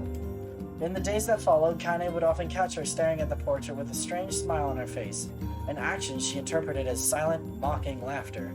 I mean, there's no extra game, just a novel. I assume there's an extra game, but the game has done this novel shtick before. This is actually the third time this has happened. So I just expect we're going through this and it'll get to actual gameplay eventually. But I didn't expect it to be this long. A week later, Kaine could stand it no more and asked her grandmother to take the artwork down. "Hush," said the old woman. "I'll take this down when they roll me in my shroud." She pondered this for a bit, then turned to Kaine and dropped to one knee. "Listen to me, girl. Seeing this picture makes me happy in a way I've never felt before. And it makes me want to go on, so that someday you can feel the same happiness." It was a moment that burned itself in Kaine's memory. A perfect blend of pride and love and joy that came together to form a lifelong remembrance. She swore to never forget this moment, to never forget the old woman who had made her place in the world possible. Time moves on. People and memories move in and out of a life like ghosts passing through a hall. But this moment will be different, Kaine swore, because I will remember it forever. Forever. Kaine's dreams, separation. Kaine listened to the sound of crackling firewood and stared at the black object on her plate. She'd been pushing it around the wooden disc for a good 10 minutes, ignoring the bemused stare of her grandmother. Finally, she summoned her courage and gave the object a brief sniff. A sharp, bitter scent flew up her nostrils and made its home there, causing her face to twist with disgust. Excuse me, causing her face to twist with disgust. "Grandma, I can't believe you want me to eat a bug." The old woman threw some more wood under the cooking pot and snorted. "It's no bug, you fool girl. It's a berry." "Why the hell would I be feeding you bugs?" "Yeah, well, it sure looks like a bug," said Kaine, "and I think it's burnt or something, because it smells terrible." With that, Kaine held her nose and threw the berry in her mouth, chewing as little as possible. "Oh yeah, that's terrible, all right." "Why, you little brats," laughed the old woman. "Look at the sass on you. You've been spending too much time with me, and that's a fact." 5 years had passed since the moment when Kaine's grandmother saved her from the bullies. As is often the way with two stubborn people, their relationship had grown in fits and starts, but moved forward all the same. Meals that used to be somber affairs were now filled with laughter and hurled abuse in equal measure. Kaine could not remember a time when she had been happier. As the years went by, Kaine started to shoulder more and more of the daily responsibilities. Her grandmother's legs grew weaker by the day, and she could no longer do many of the chores that she used to take for granted. And so this morning found Kaine lacing up her work boots with a breakfast of burned berry rolling through her belly. "Where are you going today?" asked Grandma suddenly. Kaine looked up, surprised. The old woman rarely asked for specifics anymore. "Well, I was gonna check out the kelma trees and see if they were ripe. I thought we could make some jam or something. Oh, and I'm going to pick up some flagstones, so I'll need to take the wheelbarrow." "Flagstones? What in the hell for?" Kaine stared at her grandmother, then held out an arm and swept it around their home. Constructed mostly of cloth, rope, and rubble, the old place sagged like a boxer in the final round. "Grandma, a dying cat could shoot through this house. I'm going to build a stone wall so we have some protection." "Oh, Bree wants the nya-nya!" The old woman laughed, exposing her toothless grin to the world. "Goddamn, girl, if a bunch of thieves want to ransack this place, let them come. We got nothing worth stealing anyway." "I'm not worried about thieves. I'm worried about shades. People saw one west of the village yesterday." The old woman tilted her head and stared at her granddaughter. "Well, shoot. I don't know why you have to do it today. We can worry about it some other..." "Grandma, no. If I don't go to the kelma trees, we won't eat tonight. You know that." A confused expression passed across the old woman's face, and for a moment she was a small child lost at a carnival. Yes, she said after a bit. "Yes, of course you're right. I'm sorry, Kaine. Lately it seems my mind is..." She didn't finish the thought, instead walking over to her nightstand and gently taking the wreath of lunar tears from the drawer. The flower's petals had aged to a brilliant whiteness, and Kaine thought it was more beautiful now than the day she first received it. "You're gonna be a true woman soon," Grandma said as she placed the flowers in the girl's hair. "So that means less chatter about shades and building defensive walls, and more talk about how beautiful you've become." Annoyed, Kaine reached up to remove the garland, but the look on her grandmother's face stopped her hand. You're a beautiful thing, said the old woman, and there ain't another like you in all the world. I'm very proud of you. Aww. That's sweet. That's really sweet. Okay, Grandma, that's enough goddamn compliments for one day. Such a mouth on you. Where did that come from? Gee, I wonder. I'll teach you to sass me, girl, yelled Grandma. Suddenly, she lurched forward and grabbed Kaine by the ears, pulling her around the room with a crazed grin on her face. Grandma, yelled Kaine in a waking voice. Grandma, stop it! What the hell? The old woman stared at her and blinked, then slowly held her wrinkled hands out as if it was the first time she had ever seen them. Oh, I don't know what happened there. I'm sorry, girl. Sometimes my mind just... Kaine thought the look on her grandmother's face was the most heartbreaking thing she had ever seen. Listen, she began. Maybe I should stay home after all. No, I won't have you stay here to keep an eye on an old codger like me. You go get your fruit and your wall and whatnot. I'll be fine. And when you come back, I'll have a nice grasshopper dinner waiting for you.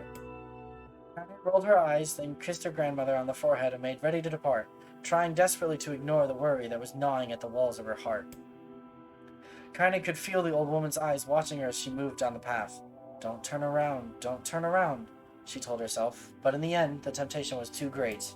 She spun on her heel for one final look and saw a small, bent woman standing in front of a ramshackle hut with a sad expression on her face. God, she looks so old now. It's like the wind could reach down and just carry her away. Kaine worried about her grandmother all day, causing her work to suffer. What little fruit she could collect was tossed carelessly into the wheelbarrow, and she only found a couple of stones before losing interest in the project. Finally, as dusk approached, she decided to call it a day. Cursing herself for the lack of focus, Kaine pushed the nearly empty wheelbarrow back down the path. As she crested the final hill, she suddenly froze in place. The wheelbarrow fell from her fingers and collapsed on its side, sending a few pieces of wrinkled brown fruit rolling back down the hill. Her gaze was transfixed by a thick black cloud that hovered just ahead. Tracing its path with a finger, Kaine suddenly felt her stomach knot in on itself. No! Oh gods, no! Her grandmother's house was ablaze, the flames licking up as if trying to touch the sky itself. Grandma? Grandma! Kaine ran then, faster than she had ever moved in her life. Once she tripped on a stone and went sprawling into the rocky ground, but she leapt to her feet and continued running, unmindful of the blood that spilled from her wounded hands and knees. As she got closer and closer, Kaine's mind began to race in time with her footfalls. It's too dark. It's too dark. Not just fire. Can't be fire. Too much smoke. Gotta save her. Gotta save her. She burst into the front yard and came to a sudden halt, her worst suspicions confirmed. The smoke from the fire was mingling with the thick, inky blackness of an enormous shade. The massive creature supported itself on 3 twisted feet and achieved balance through means of a large armored tail. Scales, horns, and claws sprouted from its body in a random, chaotic pattern, giving it the appearance of a lizard designed by some insane god. Seeing Kaine, it let out a roar and flicked its tail, sending small whirlwinds spinning around the yard. For a moment, the creature retreated into a shimmering, inky blackness, as if her mind was unable to comprehend that such a thing could actually exist. But then the smell hit her, and a blend of rotted meat and excrement, and the horror became real once more. The creature bellowed again, and this time Kaine responded with a scream of her own. Alright, you bastard, she thought as her scream echoed off the high cliffs around them. It's you or me. Let's go. The shade eyed Kaine with bemused interest. Then it began looking from her to the house and back again, as if urging her to look at the destruction it had so gleefully wrought. With dread building in her heart, Kaine glanced toward the house. Through the smoke and flames, she spotted a small figure struggling to escape the ruins. Grandma! At the sound of her voice, the old woman began waving frantically. She's alive, thought Kaine. Alive! Kaine's legs sprang to life as she raced across the yard toward the flaming wreckage of the house. Before she could advance more than a few steps, the shade opened its mouth and let out a roar powerful enough to uproot trees and send them flying. The blast sent Kaine tumbling through the air before smashing her against the rocky earth. Stars danced in front of her eyes as she tried to remember how her legs worked. Get up! Get up! Get up, get up, get up, get up now! As Kaine struggled to her feet, the shade stomped toward the house and pinned her grandmother to the ground with the tip of a claw. The old woman struggled to move the claw from her stomach, but she might as well have been pushing a mountain. She coughed briefly, sending a small spray of blood into the air, then collapsed to the ground, her energy spent. Kaine lurched to her feet, only to fall back to the earth with a gasp. Her ankles were on fire. One or both of them were surely broken. Ignoring the pain that screamed through her body, she began dragging herself across the ground, leaving a drunken trail of dust and blood in her wake. Grandma, hold on. Just a little longer. Her grandmother's face was turning blue, her eyes rolling back until only the whites were exposed. Kaine pulled herself across the ground with maddening slowness, the distance seeming to increase with every second that passed. The shade glanced between the two women and flicked out its tongue, its giant mouth turning up at the corners. Short, panting breaths belched from somewhere deep inside its core. Bastard! Laughing at us? She had no idea how such a mindless creature could experience emotion, but there could be no doubt that Shade was taking joy in their suffering. Yeah, I see your plan. The Shade moved its claw slightly, allowing Grandma to breathe again. It was clearly keeping her alive, only to snuff out her life when Kaine was close enough to touch her. I'm gonna kill this bastard. Summoning all her strength, Kaine rose to her feet.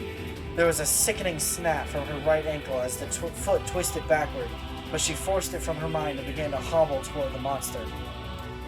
Pulling a small knife from a pouch at her waist, she leapt on the foot that pinned her grandmother and plunged the weapon deep.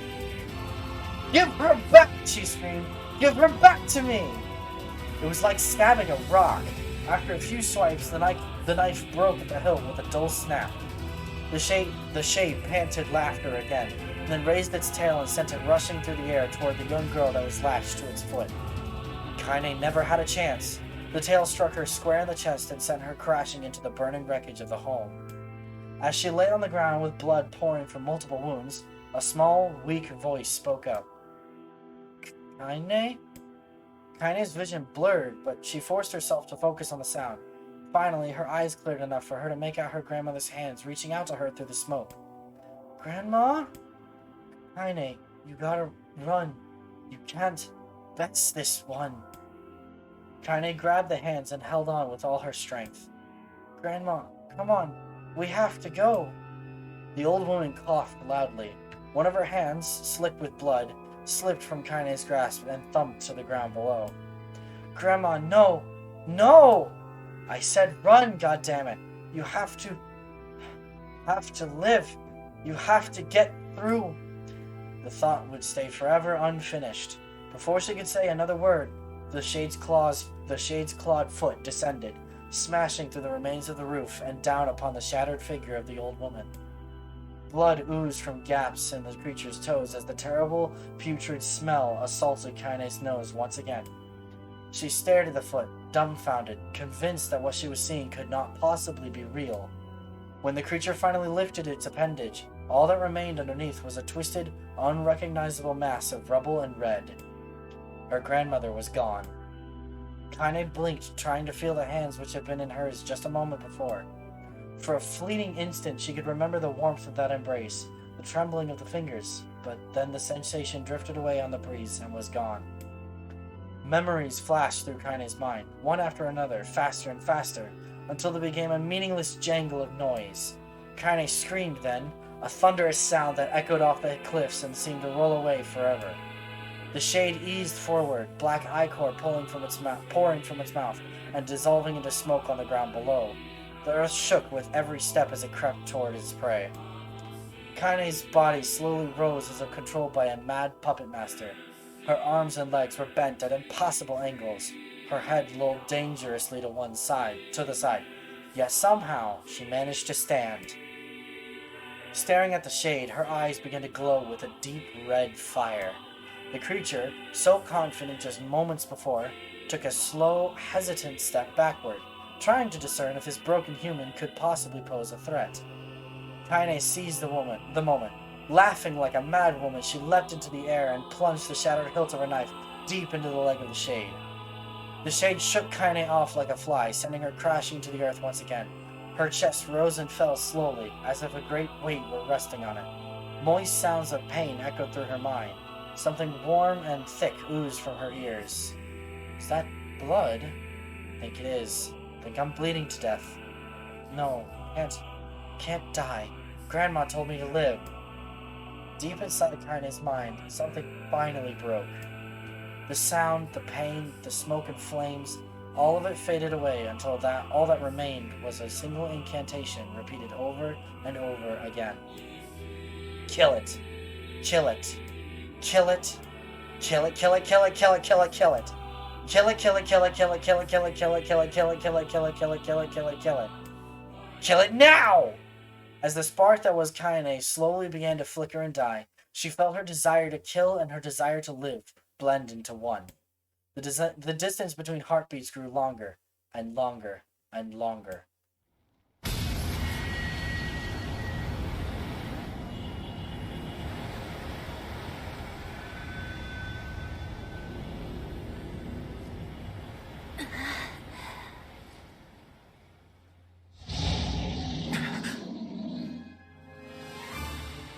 The beast approaches. Oh, I know. Okay. Oh, Bree wants another NieR. Oh wait, no, that was earlier. That was way earlier. Never mind. The game is back. Yeah.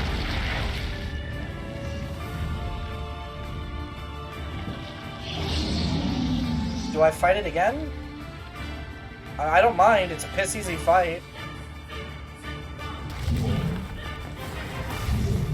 Game, let me have my camera. Thank you. What anger this creature must have. How did it even survive these past 5 years? I'm not gonna let this happen again. It dies today. My sword is lighter. It's not the blade, but the skill of the user. Strike it down.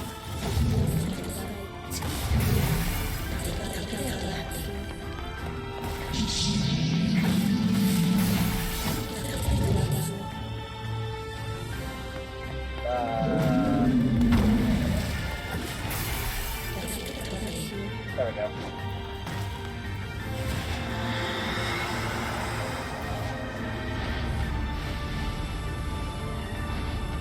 See, piss easy boss fight.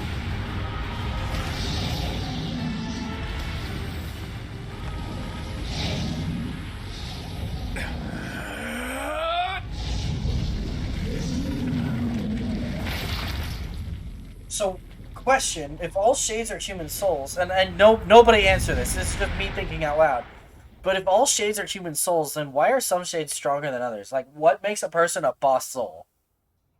Like, this one had the ability to regenerate. What makes that human soul so much stronger than others? I'm just kind of curious. Kaine's dreams, encounter. Oh my goodness. More reading. Okay. Oh my goodness.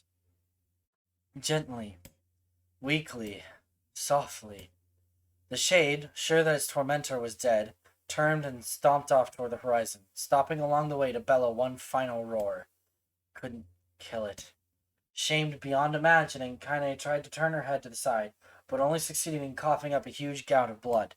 It was getting difficult to see, and only after a moment of fierce concentration did she realize that her left eye was gone. Laughing to herself, she turned her remaining eye to the ruins of her home and noticed a ragged stump of arm resting a few feet away. Yeah, that's mine, she thought with a mad giggle. This is gonna make clapping a real bitch. Ha!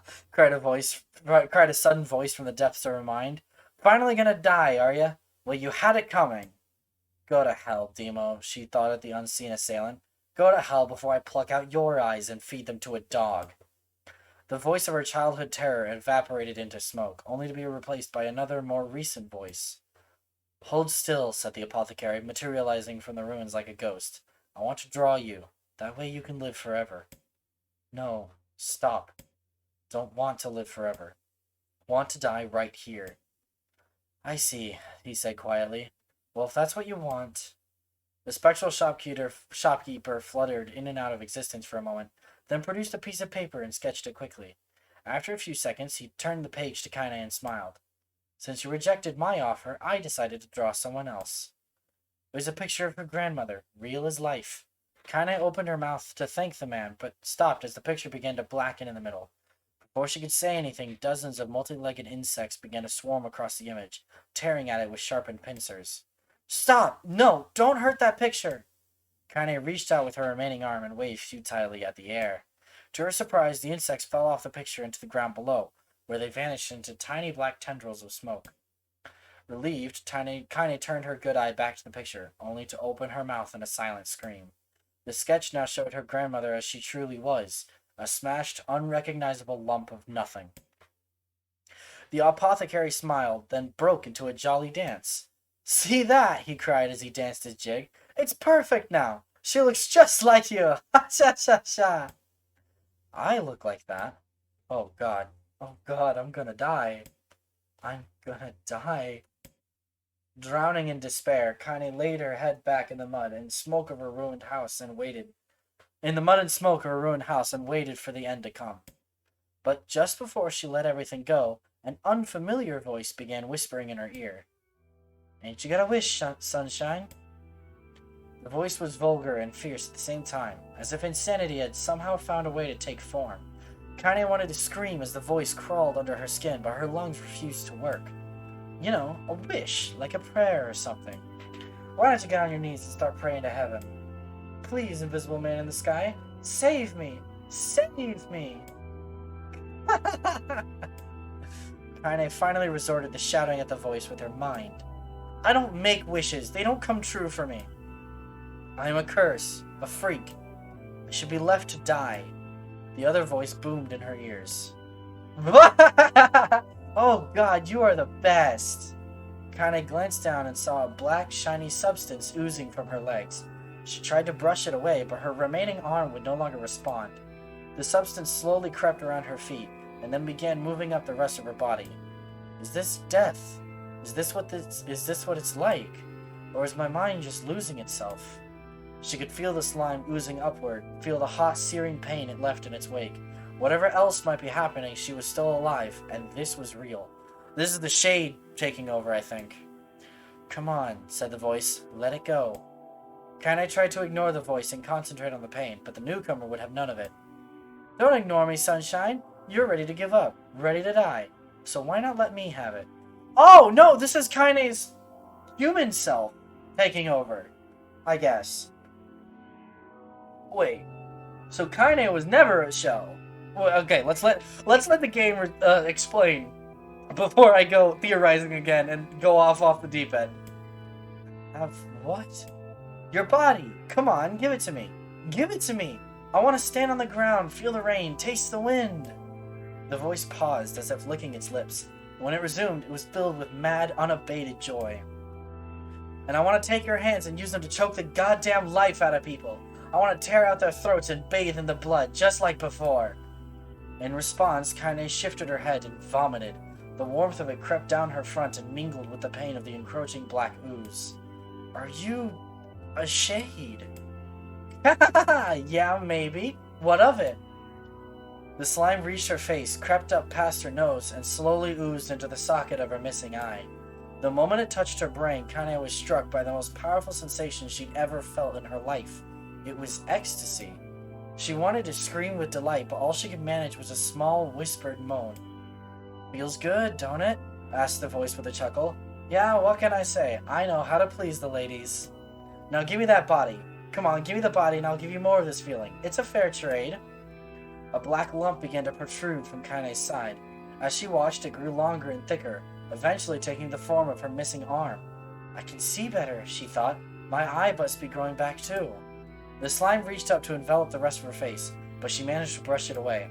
Stop, she whispered, marveling at how she had regained her voice. Stop. The black ooze hesitated, as if considering this request, then quickly shimmered down her body before disappearing in a cloud of smoke. Ah, what the hell, sunshine, screamed the voice. We had a deal. I thought you wanted to die. Grandma said, can't die yet. A brief image of her grandmother, bloodied and broken, flashed before her eyes. She saw the shade that had killed her and heard its mocking laughter, then closed her eyes and forced the image from her mind. Her whole body was quaking with rage. When she opened her eyes again, they burned bright red. That thing took my grandmother. I have to kill it before I die. Kaine glanced down and saw a mysterious pattern, the pattern of the shades, burn itself into her left arm. Well, I'll be damned, said the voice cheerfully. Look at that, Sunshine. I think you and me are going to be good friends now. Kaine stared intently at her arm. The more emotional she felt, the more the letters seemed ready to puncture her skin and begin infecting the rest of her body. The arm clearly had a will of its own now. Stop. Gotta stop. Holding her left arm in her right, Kaine took a deep breath and tried to calm herself. Come on, don't fight it, pleaded the voice. Hate's my favorite dish, and I'm hungry. Let it go. Feel the anger. Burn with the fire of revenge. Thirst for blood, then go out there and... Shut up. Shut up and get the hell out of my body. Your body? Oh, that's rich, Sunshine. Real rich. Look, why don't you just up and die so I can have this body all to myself? What do you say? I bet those buddies of yours in the area would love to see you dead. Kaine grabbed a nearby shard of glass and tried to saw off the shade-infected portion of her side. Before she could, her darkened left arm grabbed her right wrist, crushing it. Kaine screamed and dropped the shard as the sound of bone crunching on bone filled the air. Stupid idiot girl, you're possessed now, Sunshine, and there ain't no going back. The voice laughed again, a loud, long wail that seemed to go on without end. Possessed? Whispered Kaine. Yeah, possessed. You and me, we got what you might call a timeshare arrangement. Remember how folks used to think you were a freak? Well, wait till they get a load of you now. Kaine looked up, tears in her eyes. The sky seemed smaller somehow, darker. Is this because of that shade? Is this how they see the world? So, listen, heard the voice. I know this whole possession thing seems a bit sudden, but it ain't all bad. There's plenty in it for you, too. I'm a very powerful creature, Sunshine, and now that power belongs to you. You got enemies? People you want to kill? I can make it happen. That little fat kid who kept picking on you, that big old shade that squashed your granny, we'll wrap them up in their own assholes. No more abuse for you, Sunshine. No more pain. Wait, said Kaine. You're a shade. Why would you help me kill another shade? What, you think I'm some kind of racist? Some killing snob? I don't give a good goddamn who you murder, honeypants. I just want to drink from the well. I think Kaine's alternate self is a genuine homicidal maniac. Like, and they don't, cause they'd be aware that shades are people. I think they're just a genuine homicidal maniac. That's kind of terrifying. Kaine considered this as she struggled to her feet, the power of the shade coursing through her. The smoke from her house was drifting away with the wind, and she enjoyed the way the cool evening breeze felt on her new left arm. After a long pause, the voice spoke up again. So, how about it? You and me. We could have some good times together. Look, I'll even take care of the bloody part if you don't want. Fuck off, asshole, muttered Kaine. I'll handle the killing. Screamed the voice. Look at you go! Oh, Sunshine, we're gonna have so much fun! So listen, my name's Tyran, and if you ever need me, I'll just be hanging out in this piece of meat you call a heart. Tyran, huh? Or Tyran, I guess, maybe. I don't know. Still hot. Yes, yes. Kaine's still very hot. Now get to it! The more you kill, the more your heart turns rotten and sour. And I like rotten and sour. Yeah, I mentioned the extra features. She got the upgraded version. Kaine found herself nodding at the voice. Yeah, she said. Yeah, I think this can work. I'm gonna find that shade, and I'm gonna strangle it with its own guts. And when I'm done, I'm gonna do the same to you, Tyran. Count on it. And the built different joke, yeah, kinda. Ha! Laughed Tyran. I'm shit bigger than you, so good luck with that. Oh, and hey, one more thing. Right now, you and me are sharing this body, but if you ever run out of hate, if you ever, go soft, then I'm gonna take over everything. So keep on killing, Sunshine, and watch your back. The voice grew fainter and gradually faded away, fading to somewhere deep inside Kaine herself. Kaine waited until she was sure the voice was gone, then waved her new left arm around a few times. It feels perfectly normal, she thought. It feels like mine. Desperately, she began poking and prodding at the new limb, determined to find something wrong with it. She didn't want it to feel normal. That would mean the creature inside her had already won. I am not a shade. I am Kaine. Repeating this mantra in her mind, she slowly began digging through the rubble of her house, being careful to ignore a certain red-stained spot in the corner. Finally, after what seemed like an eternity of heartbreaking work, she found what she was looking for. It was the wreath of lunar tears. Though it had been through hell and back, the garland's petals were as bright as ever. Kaine started to place it in her hair, then slowly lowered the wreath and stared at it. I'm sorry, Grandma. I'm so sorry. But I don't deserve to wear this anymore. I'm possessed, corrupted, a freak. And this time, I don't think there's any going back. Holding the flowers to her heart, Kaine fell to the ground and sobbed. As night gradually lightened to dawn, and the people of the area rose to their daily lives, she remained in that position, as if tears could somehow wash away the horror that now infected her world. Alive. Stay alive. That's a dark backstory, Stay man. alive. Grandma. Kaine, you gotta live. You gotta come back to us. Ah, flashbang!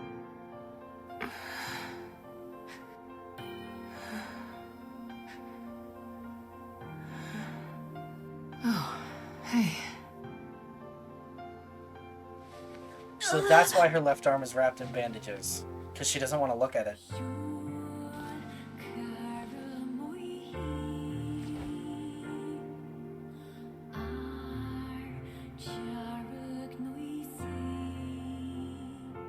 Emil, you were the one calling me, weren't you? You still... It's happy for him, but it's sad for her, because he sounds like her grandmother. I knew you right away. One of the one part of her she covers how dignified. Welcome back, Kaine. I think you grew up. I think the way she dresses. How long has it been? 5 years. Mostly comes from how encouraging her grandmother was of how pretty she was, and so she wants to be confident about that and flaunt it. That would be my guess. Shit. That's a long time. Any luck with Yona? We are still no closer to finding her. We need a way to locate the Shadow Lord. By the way, this is for you. There's confidence and there's also taste. And this is a little bit of both. Is that a lunar tear? It's not as good as your grandmother's, but I tried. Oh. No, it's great. Thank you. Now I have the backstory behind why that gift is so important to her. That's super cool. That's wholesome. That's sweet. That makes me smile. Kaine waking from her long petrified sleep. Thank you for reading for me, game. My voice hurts. Emil's unflagging kindness. Our reunion was a happy one, and we let it wash over us like rain. That is, until Devila and Popola had to go and ruin it all.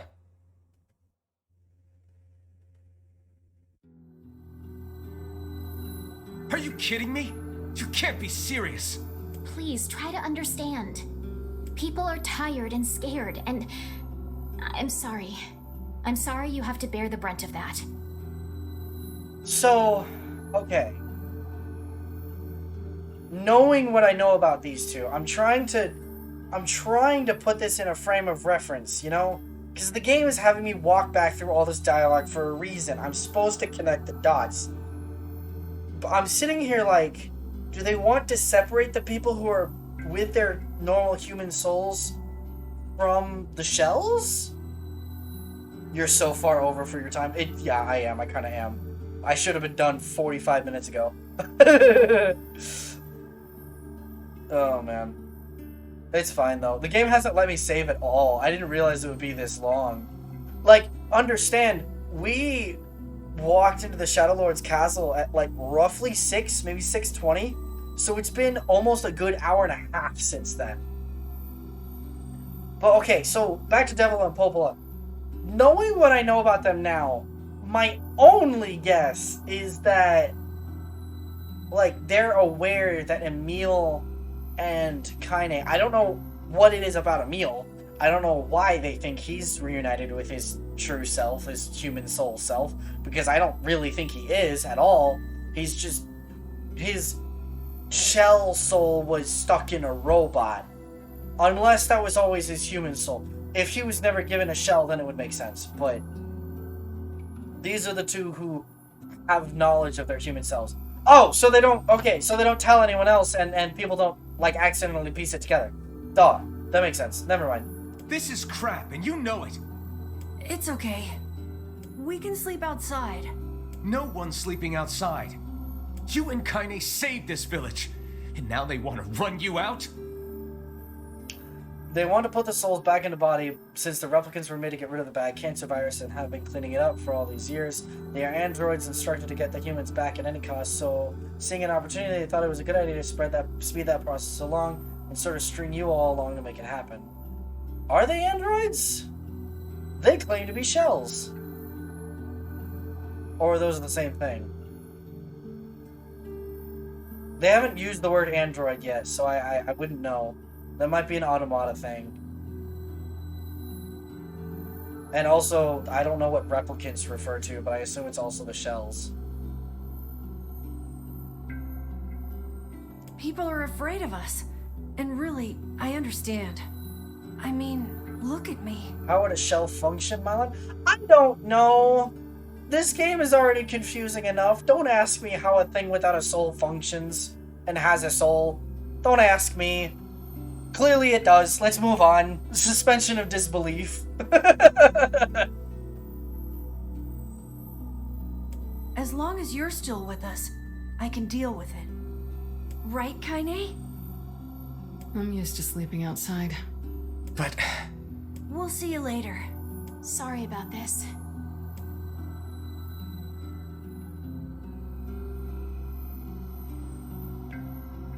So that's why... What is the matter? That's why they're allowed in, like, Seafront and, freaking the desert place, Facade. Because Devil and Popola aren't over there. Devil and Popola here are worried about... Androids are straight robots without a soul. They were made in the image of humans. Replicants are like shells that are tied to a human. And the idea was that after the infection was eliminated, the humans could just re-upload themselves to the replicants and be alive again. That's... What, then why would you give replicants a soul? But that didn't really work out all that great, and the shades are the result of the humans going insane or expiring after so long being bodiless. Then they kind of signed their own death warrants. It created a new race and signed it. Like, this makes no sense. Like, why do they have any right to life? Anyway, alright, whatever. They didn't really know the replicants would gain self-consciousness. See, okay, alright. This is why you never mess with stuff you don't understand. Every D&D adventure talks about this. Every single one. We all learn the consequences of messing with something you have no idea how it works. Because they were dead, leaving Devil and Popola to sort of pick up the pieces. I don't know. I don't know anymore. I don't know anymore. If Devil and Popola don't have a soul and they're just coded, then... That's a hella good AI. Anyway, that's the strategy they came up with. It was not a great strategy, but alright. Kaine always sleeps outside. I never thought about that until just now. No, Jay. Never even occurred to me. Damn it. We should turn in. Game, can I save? Please? I am way over my... I didn't get much sleep that night. Just NieR problems. Yeah, exactly. For the first time in my life, I hated Devila. For the first time in my life, I doubted Popola. It's such a shame, because I like the whole bard aspect but of those Devila, feelings too. are pointless in the end. Wait. They said and did what they did for the sake of the village. That's just more suspension of disbelief. Creativity in music can be replicated by an to AI. protect it from the horror of the shades.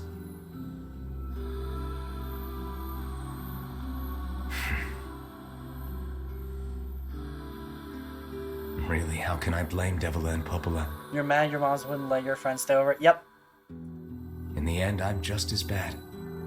I know Automata has a lot more androids. Because I never once stopped to think about Kaine and Emil's situation myself. Like, a lot more. Like, I'm pretty sure you play as an android in Automata. Pretty sure 2B is an android.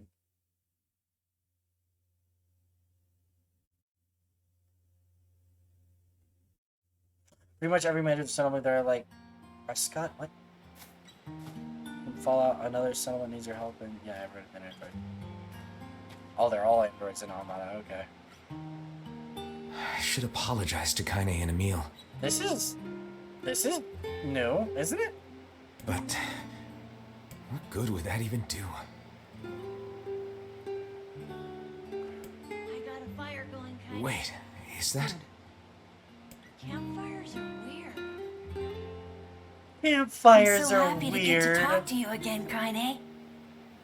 Yeah, me too. I don't remember this. Now, that might be me being stupid, but I don't remember this. I tried everything I could think of to save you, you know. I polished you with a special cloth.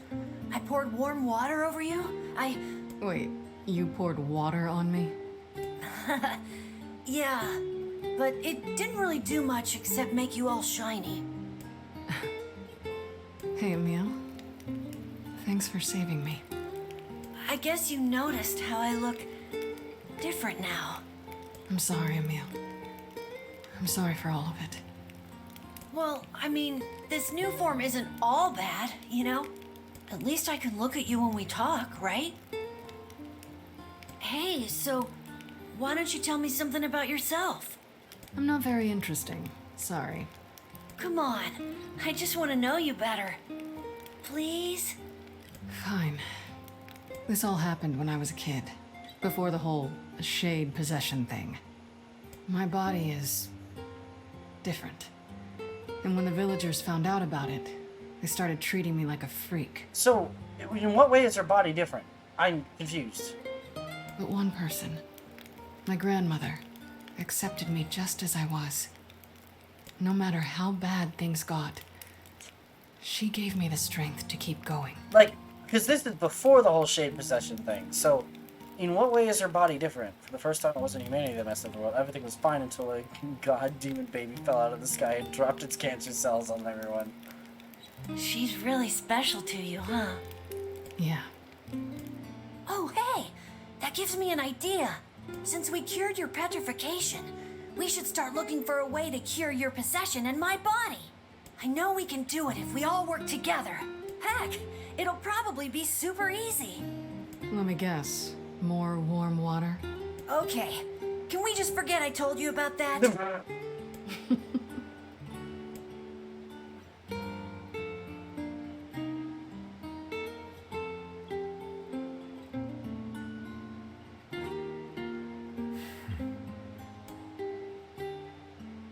I don't remember that at all. I'm pretty sure that's new.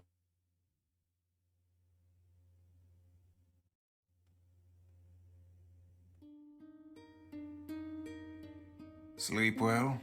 Sure. And yet your red eyes tell a different tale. The reason machines have sentience, you know that one robot shade you meet in the metal factory or whatever that you kill, who wakes up a while later and then sees the machines to say it gives them free will and flies off into space because NieR. What? Don't be so hard on yourself, lad. I need to go see Devila and Popola. Very well. Okay.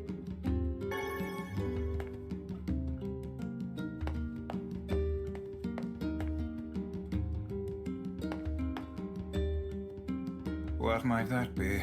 It's Mom's diary. I've not heard you speak much about your mother. She got the Black Scrawl and died when I was little. Black Scrawl, that's what it was called. My apologies for bringing it up. It's all right. I can barely remember her face So, anymore. Can the shells get black? This is the only thing I have left of her. Reading it helps remind me of when we were still a family. Maybe I'm dumb. I see. But the final entries get a little strange. In what way? Well, here, take a look. No, no, no, no, no, no, no, no, wait, no, no, no, no, no, no, no, no, no, no, no, no, no, no, no, no, no, no, no, Say that. no!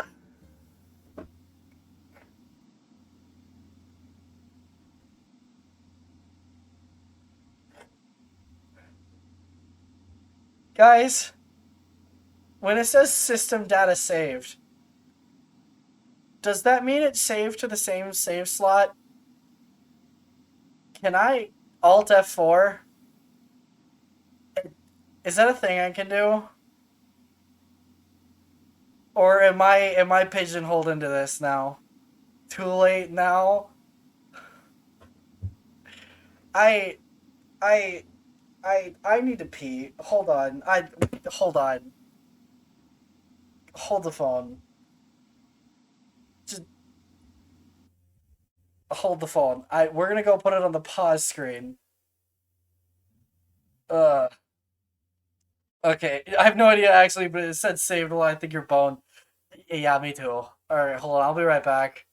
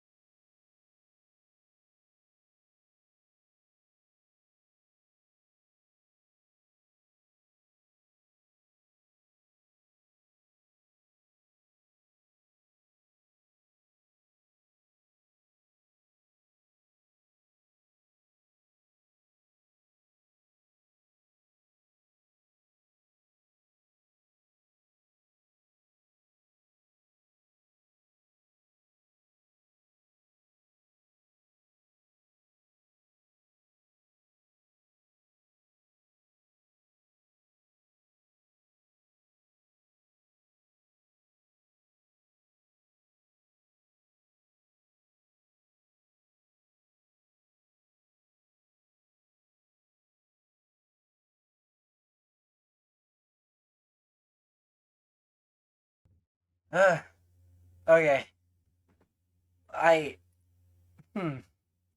It's intentional, he says. It's intentional. It's not a bug, it's a feature. Oh. Oh. Okay.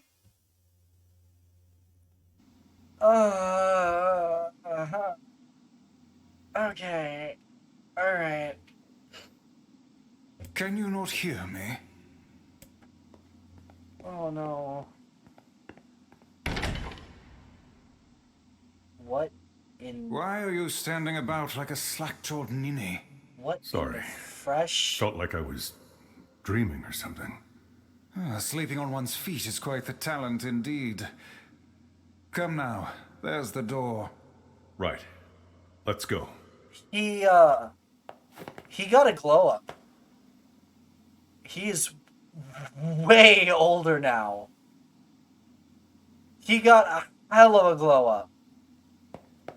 Wait, can I leave? Wait, can I leave? Can I leave? Yes!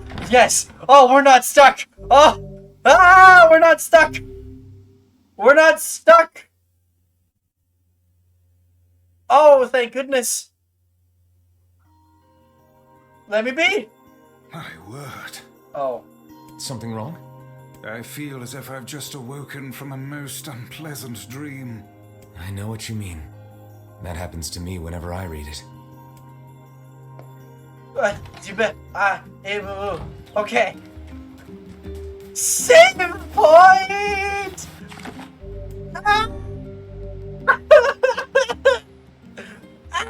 It's been so long! Oh my goodness. Here's a game of loss and pains, and it hammers that fact in pretty heavily at the end. Yeah, loss and pain and loss of your save data. Quick leave while you can. Okay. Okay. Alright. This is gonna have to be where we stop, though. Guys, I've been streaming for 4 hours now.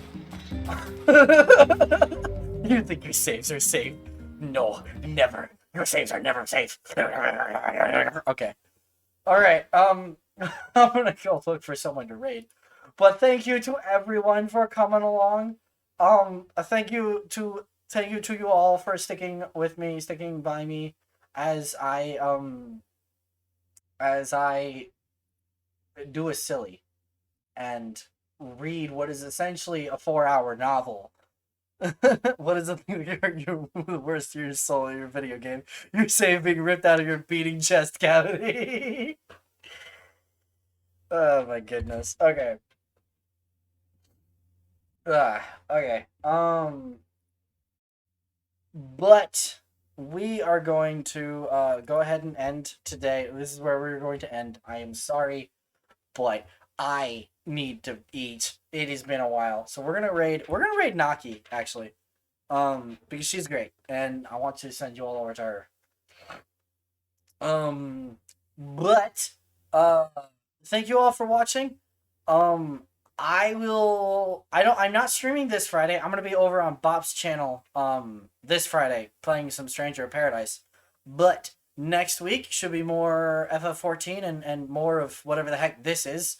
And then next Friday is session 4 of the D&D campaign. So chaos, exactly. That's this Friday, but next Friday is session 4 of the D&D campaign. So look forward to that. But this is going to have to be goodbye. I will see you guys all later. Have a good night all. Make sure to take care of yourselves, eat and get food and sleep and everything. But yeah, I will see you all later. Bye-bye!